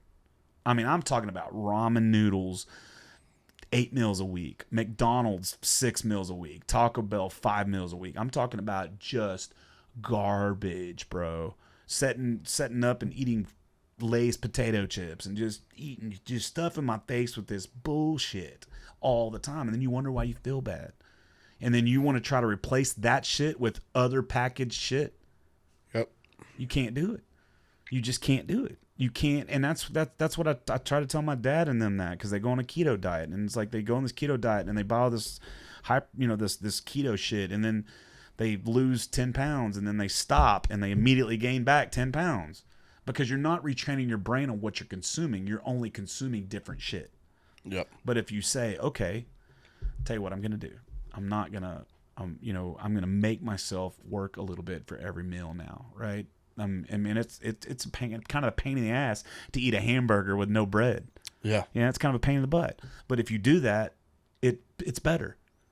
And then you're full. You're more full longer. And so you're going to spend less money on food. Okay. You know? Yeah. I mean, if you just really think about that, if you go from eating four meals a day or 3 meals a day and 2 or 3 snacks, right? Like what we give our kids, because we're giving them fucking Frosted Flakes and ho-hos or whatever you call it. You know what I mean? And ice cream and all this shit. And it's terrible. It's terrible. And like I look back at my grandpa, every day he woke up and he had some fried eggs and bacon every day. That's what he ate every day. And he was never fat, never obese, full of energy till the day he died, even with cancer, full of energy. So just we could just look at it. Go back and look at pictures from the 50s of people on the beach. Oh, yeah. You don't see fat fucks. You didn't even see buff people. They were all just skinny. normal people. Yeah, just normal people. But now, I mean, all shapes and sizes, bro. Yeah. You know what I mean? And so again, I'm not a health expert. I'm not a dietitian. I'm not anybody. I'm just me. I'm just this normal dipshit trying to make my way through this life like everybody else is. But I don't have an agenda. Like if you want to be dumb enough to sit there and eat a whole bag of fucking Oreos, hey now, and then wonder why I feel attacked, and then wonder why you're fat, and then wonder why you're tired. Okay, then you do that. But if you're But if you want to figure out a way to be more productive, and you want to figure out a way to have more energy, and you want to figure out a way to just be a better person all the way around, I'm telling you, if you start feeding your brain right, and you start feeding yourself right, you start feeding your brain right, man, it's crazy. I don't have anxiety at all about anything. I mean, we live in one of the hardest industries that can possibly be live in, and I don't worry about shit because I know I'm feeding my body right. You know what I mean? Yeah. So I'm not worried about any of that stuff. Now, could I have butthole cancer right now and don't know about it? 100% I could, because I don't go to the doctor. I know. I have a friend that just dealt with butthole cancer, of all things. Yeah. I didn't know that was real.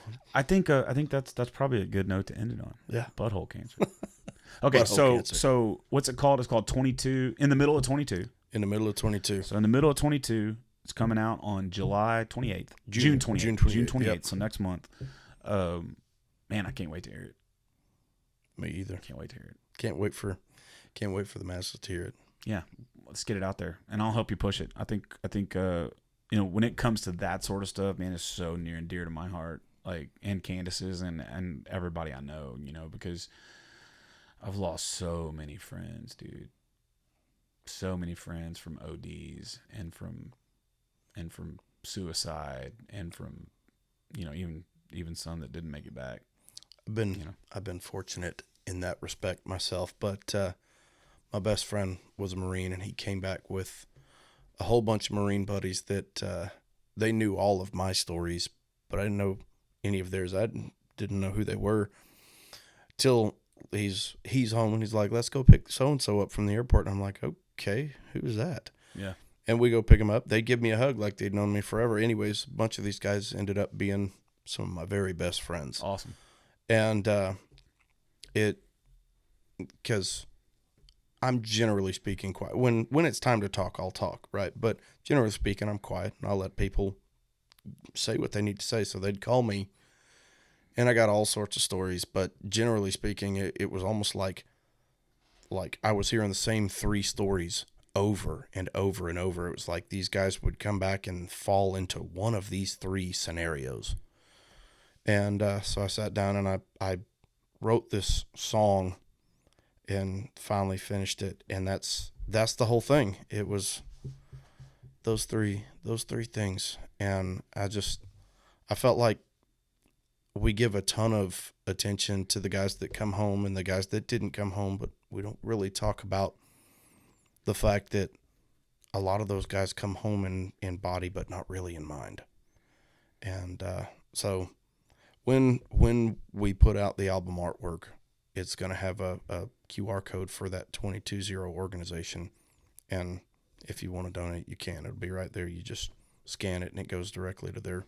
Yeah, text me over all the links for them, and I'll put it on the podcast announcement. Will do. I think that's great. I'll give them a follow and everything. The problem with that whole deal is we take young men, 17, 18, 19 years old, right? And we put them through a training process that makes them killers. That makes them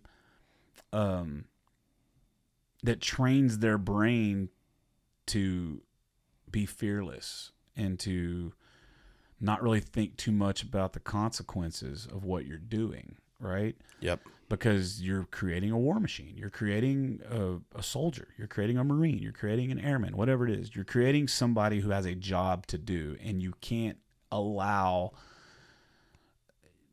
the sensitive brain to impede you from doing that job, right? And so when you're over there, and then you go to Iraq or Afghanistan or wherever you go to some fucking bullshit war, and you go over there and you might take a life, or you might see a life taken, and you're thrown in. You're in third world countries where people are living in deplorable situations, and you're having to live in deplorable situations, and you're spending 8 or 9 months out in the fucking desert at 130 degrees, and it's just not normal life. It's very, very hyper intense stuff going on, right? Yep. And then you do a 4-year stint, and then you decide you're going to get out. But there's no training No. There's no exit strategy. Right. If you will. Same with prisoners. Yeah. Same with prisoners. The reason why there's such a high reincarceration rate is because there's very little tools that you're giving them. And same thing with that becomes normal life to them. Right. And the number one thing I've seen between all of these guys that I've talked to is that they all go in with the mentality where they're writing a blank check leading up to and including their life. Well, right. In their minds, it's one or the other. They're either okay or they die. There is no in between. But in reality, right, most of them don't come back okay. Yeah. And there's things to deal with. Imagine this. Imagine you're a 18-year-old kid, right? And you're I think we shut that down. So imagine you're an 18-year-old kid and you have a pretty decent life, like not a lot of and that's another thing. Think about this. Think about we're taking all the adversity away from kids. Okay? With everybody gets a trophy and timeout and whatever. Bullies can't exist anymore. Go down the fucking list. So you got these kids that are becoming 18, 19 years old and they haven't had to deal with any real adversity, right? Not real adversity. And then they go in the military because maybe that's the only option. Maybe who forever, whatever. Okay. Then they go to basic training and they do that. And then they go to AIT or whatever their specialty school is. And you get reprogrammed. Right. And then you go and you're in this high intense situation. Right. And then you go overseas and you're in a fight, some sort of fight. And then you come home with no, like we were talking about earlier, there's no like re-entry to society skills given or anything, right? Yep. And you go into, and next thing you know, you're walking through the fucking grocery store. 6 months before that, you were killing bad guys, right? Or you were trying to go through cars and see if they have bombs, or you're worried about IEDs blowing your legs off. And then you're walking through a grocery store and seeing these people bitch and moan and complain about shit that's not stressful at all. Right? And you're having to see this and you think they're all a bunch of fucking dipshits. And then there's no one that understands what's going on in your brain. And there's no one for you to talk to because you can't talk to your wife because she's bitching and moaning and complaining because Patty down at the fucking PTA is not bringing enough baked goods for the baked goods sales this week. Or she's mad about the kind of toilet paper you brought home and you knew a place where there wasn't any. Right. Yeah. That stuff like that. And you're having to deal with all that shit, man. And then on top of just the not having a purpose. You for the last 4 years of your life, you had a purpose. You had someone telling you what to do. Every aspect of your day was laid out for you. Yep. Unless you're the commander. But even if you're the commander, somebody's laying that out for you. And then you come home and it's like, okay, you're home. And then a lot of these people, listen, I think we should support our troops 1,000,000%, right? But also giving some of these people 80, 90% service connected when they get out and giving them blank checks to not do anything is not doing them any favors either. Nope. And I want them to have that money, but I think it might need to be a way to earn it because what happens is, and I've seen this happen multiple times. I know multiple people who have killed themselves because like in this situation where they're getting a check for $15, $16, $18, $2,000 a month. Right. Yep. And they're not working. They're not doing anything to keep their brain occupied. They're sitting at home. Then they start doing drugs. And the world is passing them by. Right. They went from being busy and always moving to all of a sudden they are stagnant and the world is just going on without them. Right. And they realize that everything is different than when they left. Yeah. Right. And it's like, well, I'm just here. I don't need to be here. Yeah. But think about if you're the government. Think about if, and I hate to say this because I'm not a conspiracy theorist, but think about this. Think about you're the government, right? And you get bonuses on how much money you save or whatever it is, right? You can use the money for whatever shit. And you got 300 servicemen in your district or whatever that are service connected and you're having to pay them out. Well, if they kill themselves, that's money you don't have to spend. So the government, they don't have any... There's nothing that's trying to get them to help out. Nope. Because it's counterintuitive to the government. You know what I mean? And you can go down the fucking list, dude, and it makes me mad. It makes me so angry. It's one of the few things that I get really angry about. My ex-wife worked for the VA for 7 years or 8 years, and man, the stories, it's fucking heartbreaking, It's man. awful. It's terrible. And then you got these liberal fucks and these unions that are down there that are you know, you can't lose your job if you work for the government. If you work at a VA, you can't get fired. So the good employees, they leave for the private sector. You know what I mean? Yep. So now there's not even that. Now if you don't even have that to turn to. So, man, I applaud you for doing the song. I applaud you for what you're doing. I think it's great you're standing up for that. You know, I want to help any way that I can help, and I know tons of people that would love to help. Maybe once the song comes out, I can talk to Chad Prather, maybe get you on his podcast to talk about it. Maybe get one of their members of their organization on his podcast, because I know he's got a huge reach. I can get with Scott Brown with the War Hippies, Yep. and see, you know, let's try to push this as much as we can, and because it's a very, very, very, very good thing, man. It's a very, very, very good thing, and there's a huge difference from allowing the Army to pay to put their flag or do a flyover of a football game and actually helping out veterans. That's the thing. Huge difference. It's one thing to honor them. It's another thing to help them. Yep. Right. Yep. And I want to honor them, but I want it to help them. But you're not honoring them. You're honoring the branch. And those stupid, all this. Oh, that's not what I mean. Right. No, but and I know that's what I'm saying. But Okay. but like so like the Army spends money to do these things at football games and baseball games and all this stuff. It's self glorification. Yeah, it's not really to help the individuals. It's to draw recruitment up to get more individuals, and it's to glorify the service, whatever service that is, whether it's Army, Air Force, Marines, whatever. But it's not doing anything to help the individual. And we need more people helping the individual. And if we would start doing this, same thing with prisons. If we'd start operating on a more individual basis, we could fix a lot of this stuff, man. Yeah. And I hate to get so serious about that. Let's not do that again. No. But I think it was a great conversation, man. Thank you guys. Thank you for so much for coming out. Thank you everybody for listening. Thank you for having me, brother. Yeah, man. And as always, my sign off is always and always will be, don't be a butthole.